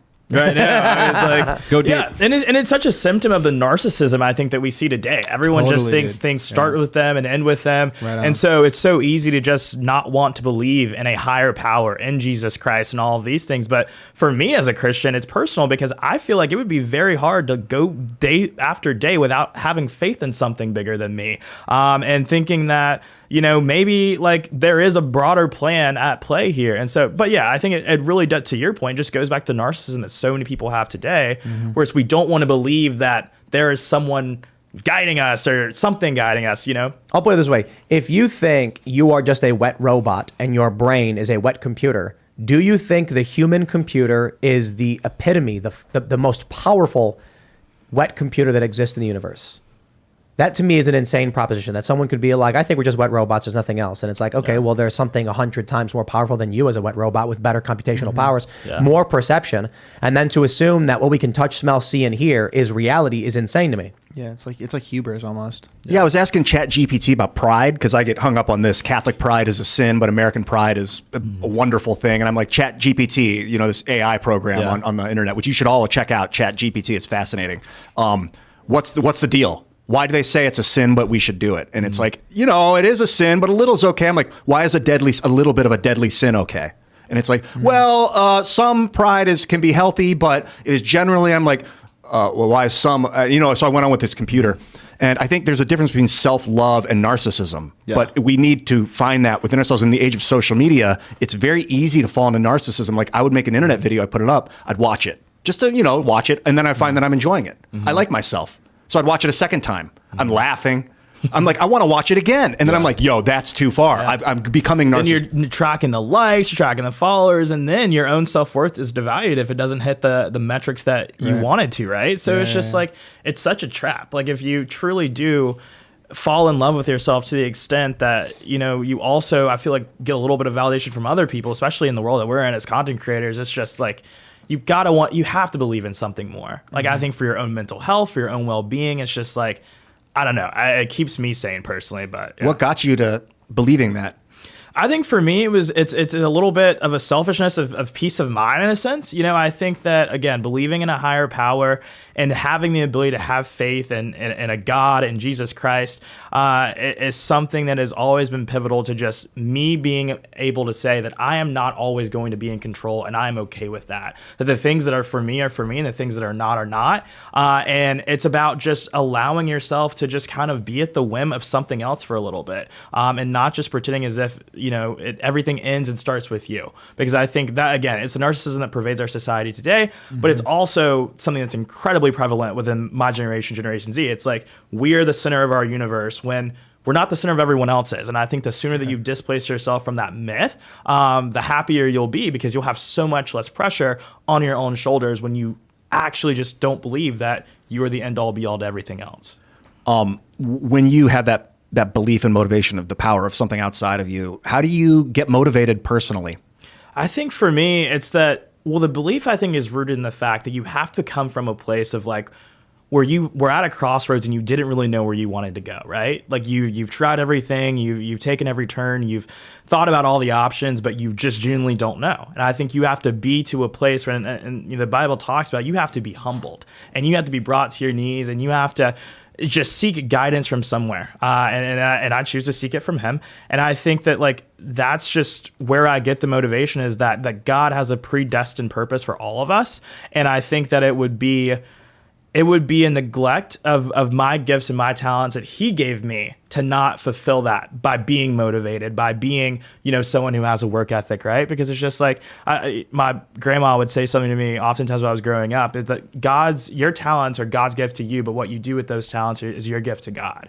And I think that's something that always resonated with me even at a young age. I went through a phase where I was like, being famous, being on stage, being wealthy, everyone's screaming my name while I'm playing for a crowd. That's narcissism, man. That's selfishness. But what I realized was not doing that is selfish. I need to fulfill my destiny or whatever this is, goal. Yeah. It's ego to keep me from doing it. Yeah. The ego. Yeah, that's right. Yeah. Ian, hiding your talents and your beautiful face from the world, that's pure narcissism. Everybody needs to see more of you. Your ego can stop you from becoming great, and you need to keep your ego in check. Yeah. That's an interesting idea, though, to be completely honest. They say that people who are famous tend to be narcissists, because these are the people who feel like they need to be out there and everyone needs to see them. Mm-hmm. It's interesting thought. Like it is part of their destiny, part of their.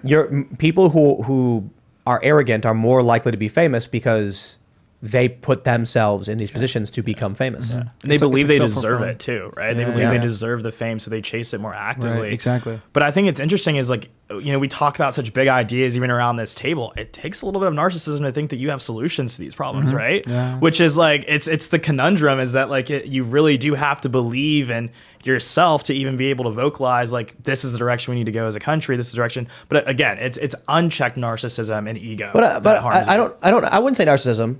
I think for some people it is. If I come out and I say, I think Kevin McCarthy can't do the job, I think Ron Paul would do it better, I wouldn't call that narcissism. I'm not talking about myself. I wouldn't want to be in Congress. I don't think I have the solutions. I just like to see somebody else do it. But sometimes you could do it better, and saying that is actually not narcissistic. You're just being in a way selfless. I don't want the role, but I could do it better, so I'm going to do it. Kind of. There's a lot of things that I think that of myself. I'm really good at complaining on the internet. More than a lot of people. Yeah. Are we all? Prove it.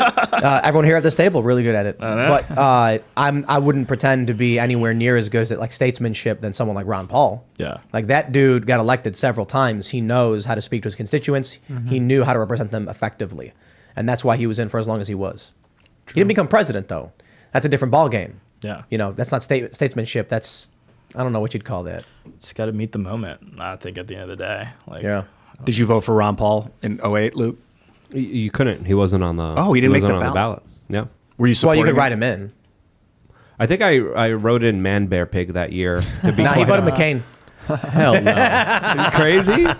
Mr. Bomb Iran? No way. Bomb Iran? Yeah, no way. Yeah, him and it was like two narcissistic sociopaths. like McCain and Obama. I literally put down man bear pig. I had a feeling that Ron Paul in 08 was going to be bring balance to the force. I might have told you guys this before. It felt very much, I was like, oh, God, it's like he's Darth Vader coming to bring balance to the force. And what that means was he eradicated all the Jedi. So now there was none. And there was like 2. So there was balance. That's right. But it was after a total annihilation of the system. And maybe Ron would have oversaw an annihilation of this system that's imploding right now much quicker and more controlled. And that was the balance that I was feeling he was going to bring.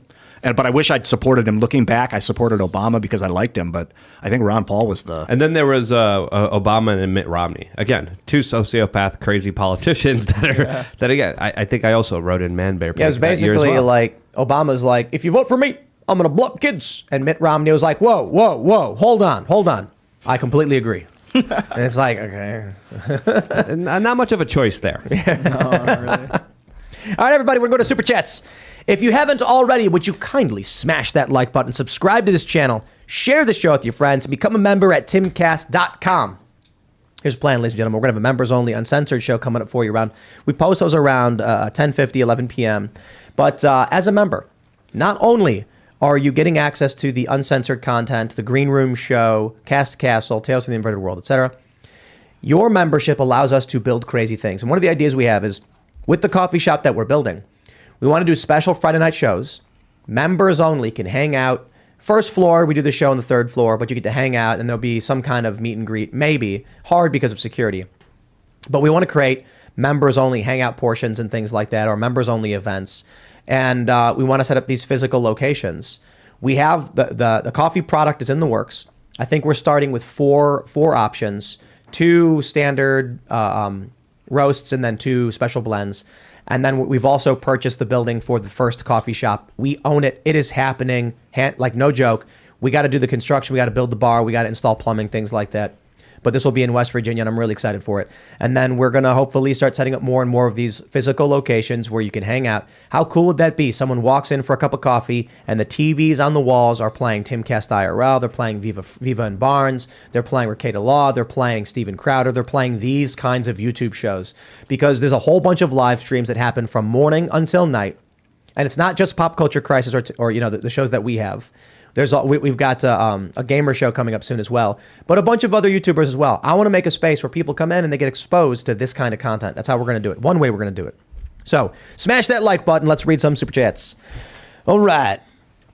Dank says, happy birthday to both the Kenosha Kid and the Rothschild-backed climate gremlin. They symbolize the cultural divide. Greta is a globalist, adored climate activist, and Kyle's a good kid with a gun.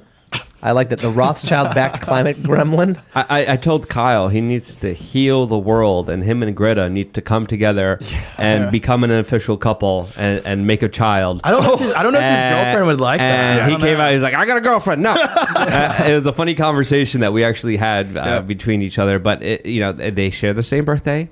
And I think let's be real. You want to heal the world. It's one way to do it. All right, here we go. Rusta Zero says, you won because you were playing low skill character diva. So what? What? But why do I care? Is Diva your favorite character in Overwatch? No, I like playing Diva sometimes. I like Moira. I like playing the low skill characters because I don't play that often.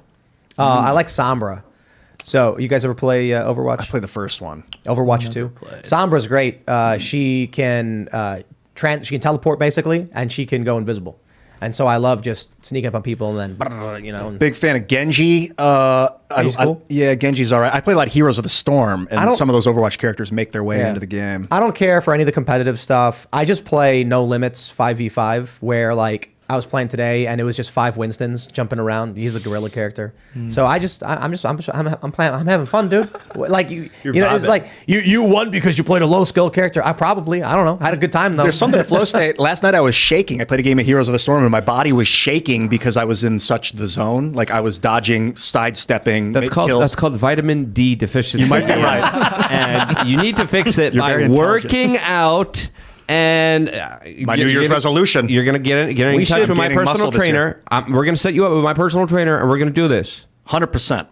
That's a contract. Push-ups every day. That's a contract. 2023 when That's I load a up verbal Twitter. Contract. Right so what there. I do is I go to Twitter on the early of the year. I post my New Year's resolution. I pin it. So every time I log into Twitter, go to my channel, I have to I reminded what my resolution is. I responded to it. Oh, you did? And I was Yes. nervous. Yeah, you should be. Yours this year is the gym.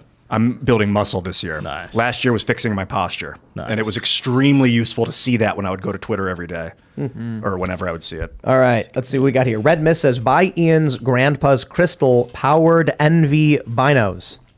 You know, we should make a coffee that's like Ian's gems blend. And then like when you open it, for some reason, the coffee beans are multicolored. Oh, dude, have you guys ever heard Just a bunch of crystal meth in there. Have you ever heard of anaerobic coffee brewing? You can brew it in a no oxygen environment or roast it in a low oxygen or... I like cold brew. Cold brew is amazing. Someone sent me a list of a bunch of cool things you can do with coffee. Adrian Rodriguez says, I want to buy the first franchise of your coffee shops in Florida. Let's do it. Well, some people are saying we should franchise, but maybe. I kind of just don't know if we would even do that. I just don't. I'm not that. I don't know, man. Is it profitable? Yeah, it's very franchising is extremely profitable. Like Subway is mostly franchised. So I'm pretty sure Chick-fil-A does a lot of franchising. But I don't know. I'd rather just own it. You know, content quality, you got to make sure that you're overseeing quality control. Yeah, exactly. Yeah. I think Chick-fil-A only allows franchisees to have one location. Yeah. For quality reasons. All right, Emissary of Dickishness says, leveled. LMFAO, tell me you didn't watch the game without telling me you didn't watch the game. He didn't throw a flying cross arm bar at the guy and knock him 3 feet, I know, but he grabbed him, swung him, and took him down pretty hard. I mean, not that hard. Christopher Harris says, next to a government shutdown, the U.S. House being unable to function for an indefinite period doesn't sound so bad. Thank you. The approval rating for Congress is like 27% or something. Yeah. So I'm just like, I don't care. Like, whatever, dude. I think it's funny. And I don't. What did McCarthy say? He's not going to impeach Biden. They say that. No, he said something about investigating though, and I'm just like, I don't trust him, dude. He said he knows there's a lot of MAGA candidates, America First candidates, and he's got to win them over, and he can't. That's what so he's trying. I know he released some plans for some committee assignments. He had like the committee to investigate China, a subcommittee to investigate the weaponization of the federal government. Again, these are some of his concessions he made to the Freedom Caucus, but I don't know if he's made any like Biden specific investigation. Quantum Strange Quark says, didn't Jim Jordan say he didn't want to be Speaker of the House and wanted to be involved with the actual investigations instead? Yeah. Happy New Year. Missed you all last week. It was a fun vacation. I went to Savannah, Georgia. It was cool. How was it? It's cool. Savannah's a cool place. January, I think is the best, December, best time to be there. It was like 50, 60 degrees. So it's fun. And all the trees have the Spanish moss hanging from them. Looks super creepy. Oh. Yeah. Everything's haunted apparently. There's ghosts everywhere. There's a serial killer museum, which is crazy. One thing I learned is that a lot of serial killers were forced to dress up like little girls when they were children. Oh, wow. It's weird. I don't know what's a lot, but we saw a bunch of them where it's like this serial killer's mother forced him to wear girls' clothing when he was a child, and I'm like, wow. So does this mean we're about to have like a lot of serial killers? Oh, I'm not saying that. I think we are absolutely. I think there's going to be a that's bunch. what that It's gonna be sounds like. bad. Unfortunately, Learn self-defense. stay strapped. I recommend it, dude. It's cool. In Savannah, you can drink on the street. Yeah, you got to put in a plastic cup, but you're allowed to drink booze as you walk around because it's a tourist city. So the river walk's really awesome. There's a guy playing trumpet, hanging out in the balcony watching some guy play, a bunch of different trumpet songs. Any hot spots people should visit while they're there? Oh, I don't know, man. You said Where that. did we go? The river street walk or whatever. Yeah, just the river walking street's up and fun. down. Yeah. Yeah, I'm from Augusta, so I'm like 3 hours away from Savannah. Oh, right on. Seamus lives there. Yeah, I So know he got Seamus, really yeah. excited. Yeah. There's the rooftop bar on, I can't remember the name of the hotel. Whatever, I forgot. Sorry, guys. It'll come to you. Can't tell you. But we ate dinner at the Fitzroy. That was really, really great. One of the best chicken schnitzels I've ever had. Seriously, no joke. It was really good. Are you related to Seamus? No. Okay. Well, We maybe went- distant cousins. I don't know. We went to this breakfast place called like Collins Court or whatever. And then the server was like, where are you going for dinner? And we were like, I don't know. He's like, go to Fitzroy. And I was like, okay. He's like, I work there. And I was like, oh, cool. And he's like, ask for Zach. And I was like, all right. So we did. We showed up and we were told to come. And they were like, we'll squeeze you in. And we have to be served by your server, Zach. And then they were like, okay, he's upstairs. And then we did. And it was awesome. They had they had French fries with 3 aiolis. So Dude, good. shout out to Zach, man. Good Zach. Nice job. Yeah, it was good food, man. They had filet mignon. Good stuff. It was fun. It was fun to go down there. And we waited for half an hour in line at Leopold's Ice Cream because apparently that's what you're supposed to do. And I had cookies squared was the ice cream I got. Good holiday. Good holiday. Totally worth it. And then apparently Leopold's Ice Cream is like some Hollywood movie producer. So he's got like a bunch of movies posters on the walls for the things he's worked on. Yeah, Stratton Leopold, I think his name is. Andre says Michael Malice for speaker. Seconded. Yeah. Third. Seconded. All right, let's see what they got. I am Pandisis says, Tim, please tell everyone who wants Jim Jordan to go on their social media and message their reps and tell them that's what they want. It's very easy to tell our reps what we want in that way in real time. Yeah, absolutely. Let's do it. So what do? You tweet at Jim Jordan and then just get like 5,000 people to retweet it or something? Call your reps now. I think tweeting at them works because you can do it right now, emailing, but they'll get it. You got to put the pressure on and be like, hey man, look, I voted for you. Don't vote for McCarthy. So you call your rep at like 1:00 p.m. your time tomorrow and leave a message with their office letting them know you just want. Tweet at them.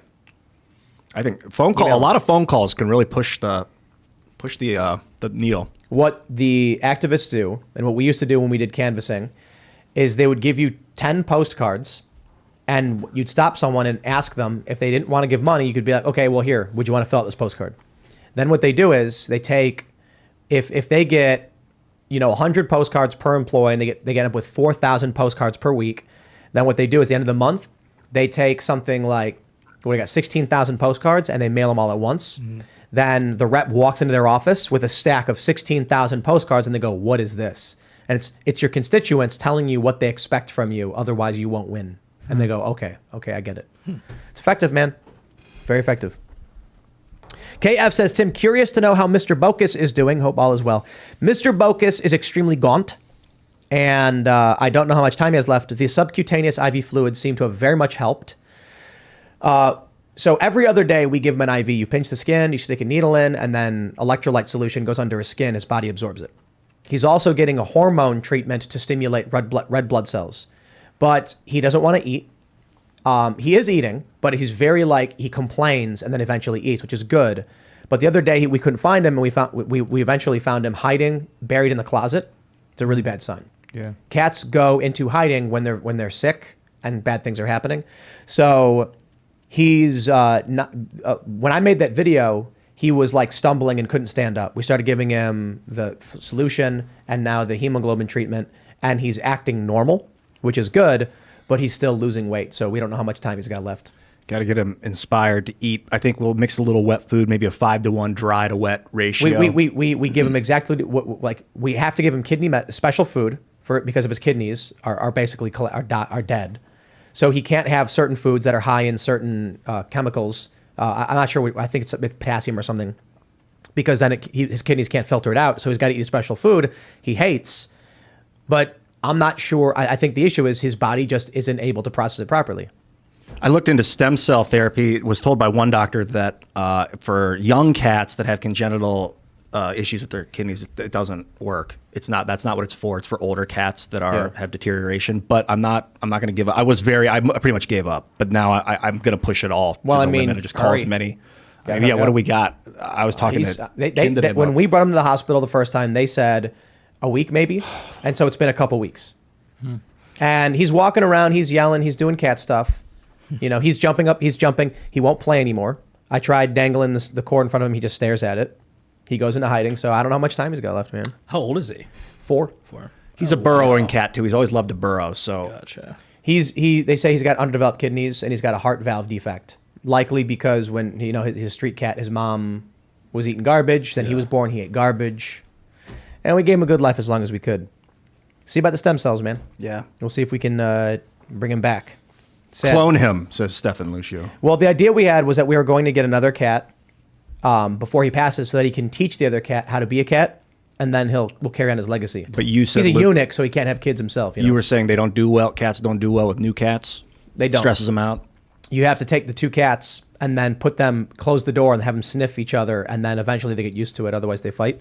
But maybe if we get a baby, baby kitten or whatever, he might be chill.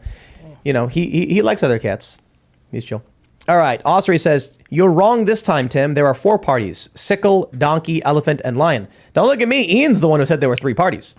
You know what? I would take a 4th party, even if it was a communist party. I'd rather have more parties, the better. It's one party. It's always been one party. I suppose.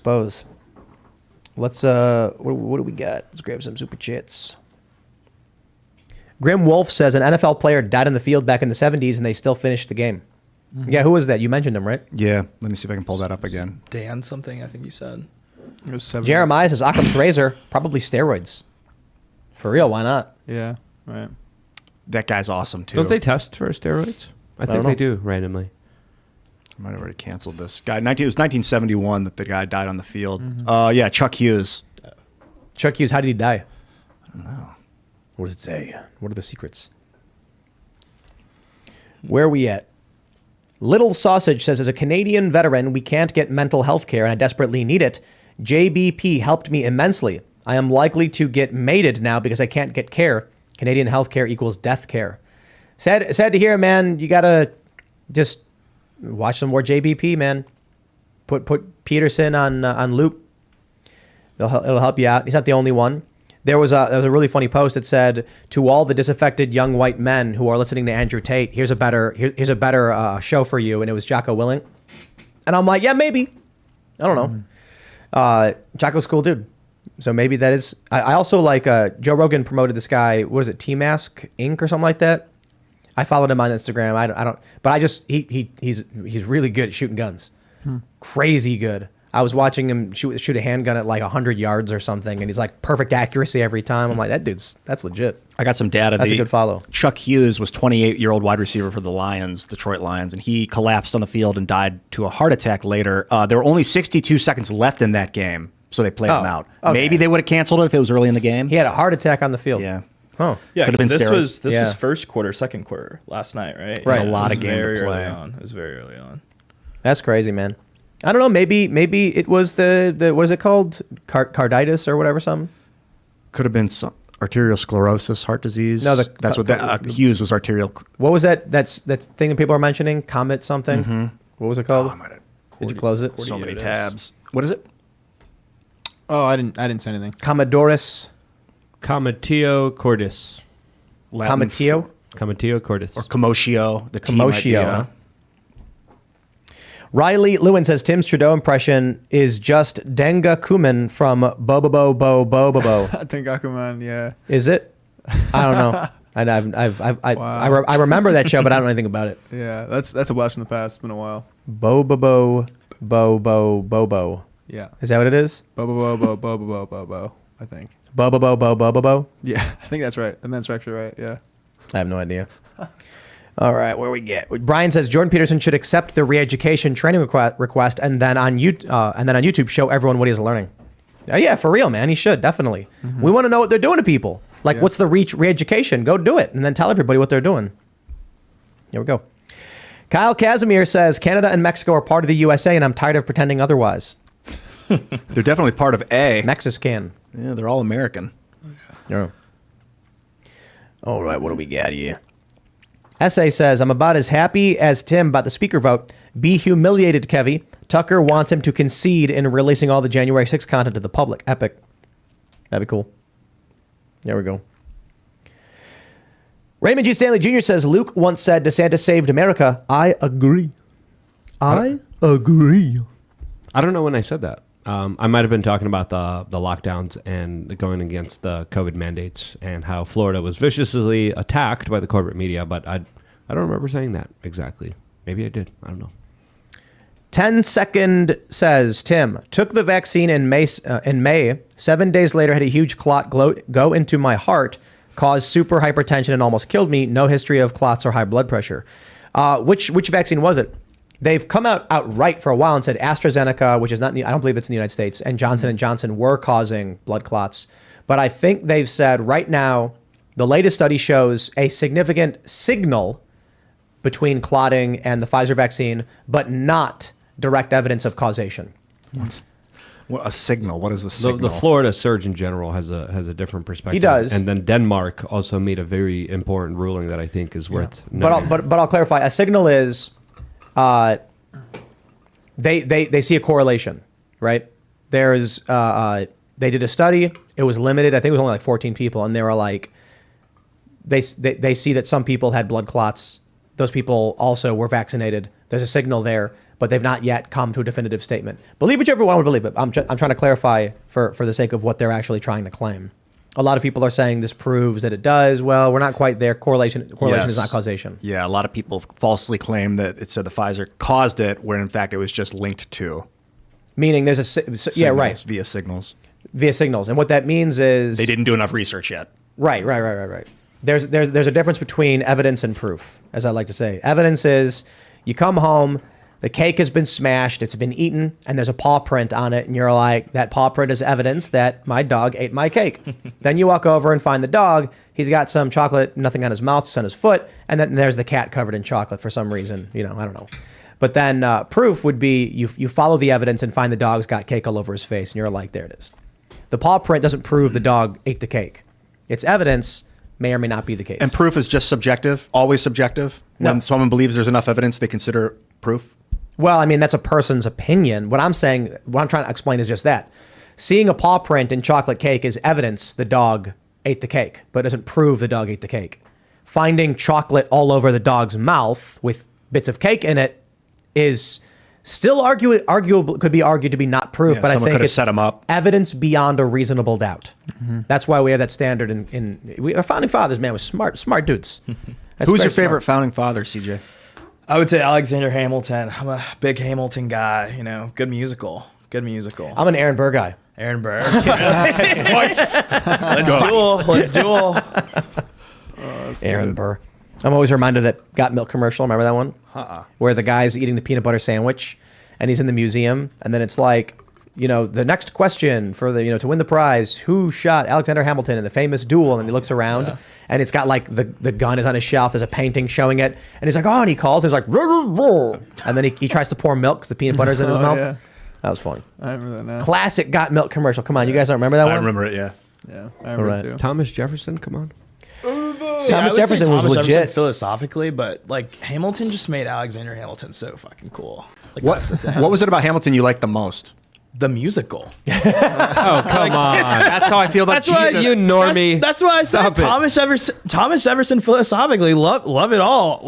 Anti-federalist till the day I die, but at the same time, it's just the musical, man. When they make a musical about Thomas Jefferson, I'll be a Thomas Jefferson stage. I haven't seen it, but I bet I would hate it. Who is that guy who said, give me liberty or give me death? Patrick Henry. Patrick Henry, dude, that was legit. Did he own slaves? Because that's kind of funny. Probably. Right, that's the funny thing about it. Give me liberty or give me death, but not those people. That's the funny contradiction of a lot of the... But what I can respect is the founding fathers planted the seeds.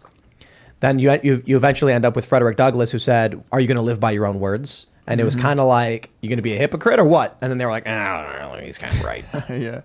But it's funny. I did Patrick Henry have slaves? I don't know. Look it up. Let's find out. Yeah. See if you can find out. There were founding fathers who didn't. And they were out like, nah, it's not okay. You know what I mean? Mm-hmm. Did he? Did you find it? I haven't found it yet. What are people in the chat saying, did he? I don't know. I think that'd be funny. Where are we at? Let's get some super chats. Red Pill Keep It 100 says there is a war on masculinity because you cannot empower women without weakening men. I don't necessarily believe that. You cannot empower women by weakening men. Without weakening men. I don't think that's true. Yeah. I do think that what you'll see is a bell curve, and between men and women, you will see more men on the higher end of the bell curve than women because of the greater male variability hypothesis. That's just about it. Patrick Henry apparently had a lot of land and about 80 slaves over the course of his life. I don't know if that's confirmed. Isn't that kind of like funny? Yeah. It's I can respect that motto, and then you got New Hampshire, live free or die.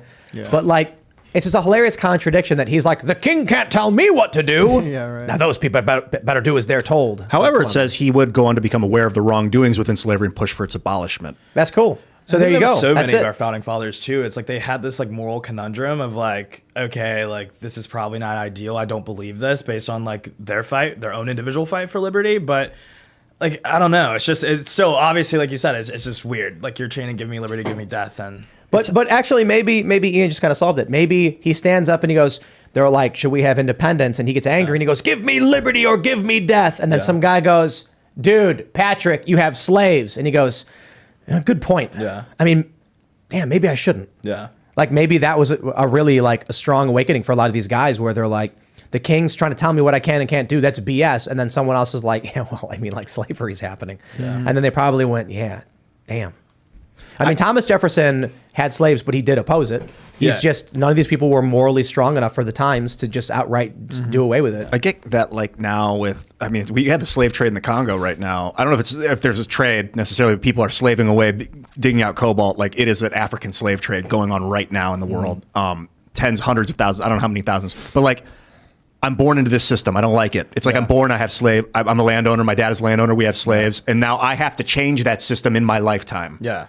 And I've always said, though, like, also, too, I hate when people, like, apply their 2023 mindset to literally 100 years ago, right? So it's like, for you to be like, okay, like, slavery is this terrible thing. Yes, we do recognize that as a fact today, but they came into the world with this expectation that they genuinely could own other people. And so, yes, it's deplorable. It was absolutely an evil institution. But at the same time, it's like you cannot hold the standards of 2023 to the standards of that era and time. So. Yo, check this out. We got some super chats. Peckerwood says, Gates sent a letter to the architect of the Capitol questioning why McCarthy is allowed to occupy the Speaker's office.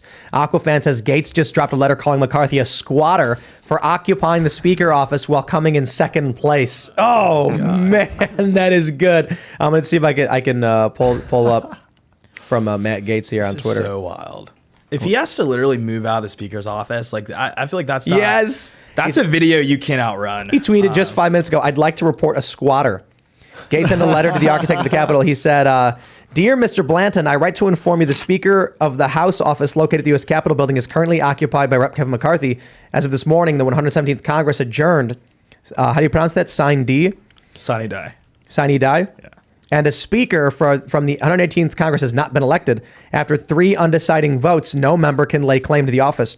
What is the basis in law, House rule, or precedent to allow someone who has placed second in 3 successive speaker elections to occupy the Speaker of the House office? How long will he remain there before he is considered a squatter? Please write back promptly, as it seems Mr. McCarthy can no longer be considered Speaker designate following today's balloting. Sincerely, Matt Gates. Wow, man. Bravo to Matt Gates. That's epic. Who told McCarthy that was a good idea?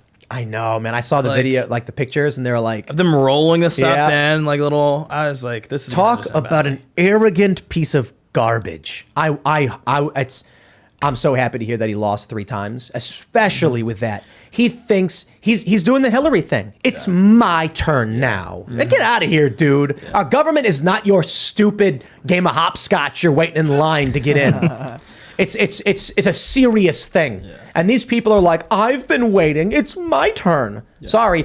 I don't know. Maybe it'll be Jim Jordan. Maybe it'll be, I don't know, Lauren Boebert. Who knows? Don't care. But it's also just really sad. Like, the man has lost 3 times. And it's like, if you, like, you're talking to a girl and you DM her once and she leaves you on red, maybe you do it one more time. Maybe she had bad cell service when she got that first message. But to do it 3 times and expect, I am going to keep DMing this woman...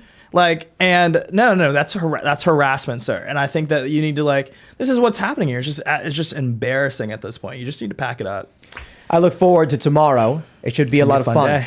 So until then, smash that like button, subscribe to this channel, share the show with your friends, and become a member at timcast.com. We're going to have the members-only uncensored show coming up for all you guys later on tonight, maybe in about 45 or so minutes. It'll be live at timcast.com. So again, go to timcast.com, click join us, become a member, support our work. We're building physical locations. We're going to be launching a skate show. The new studio space is currently being built. It's bigger than this one. There's a massive space for recreation. It's 40 feet tall. It's going to be epic. And we're going to do a lot of culture building with your support.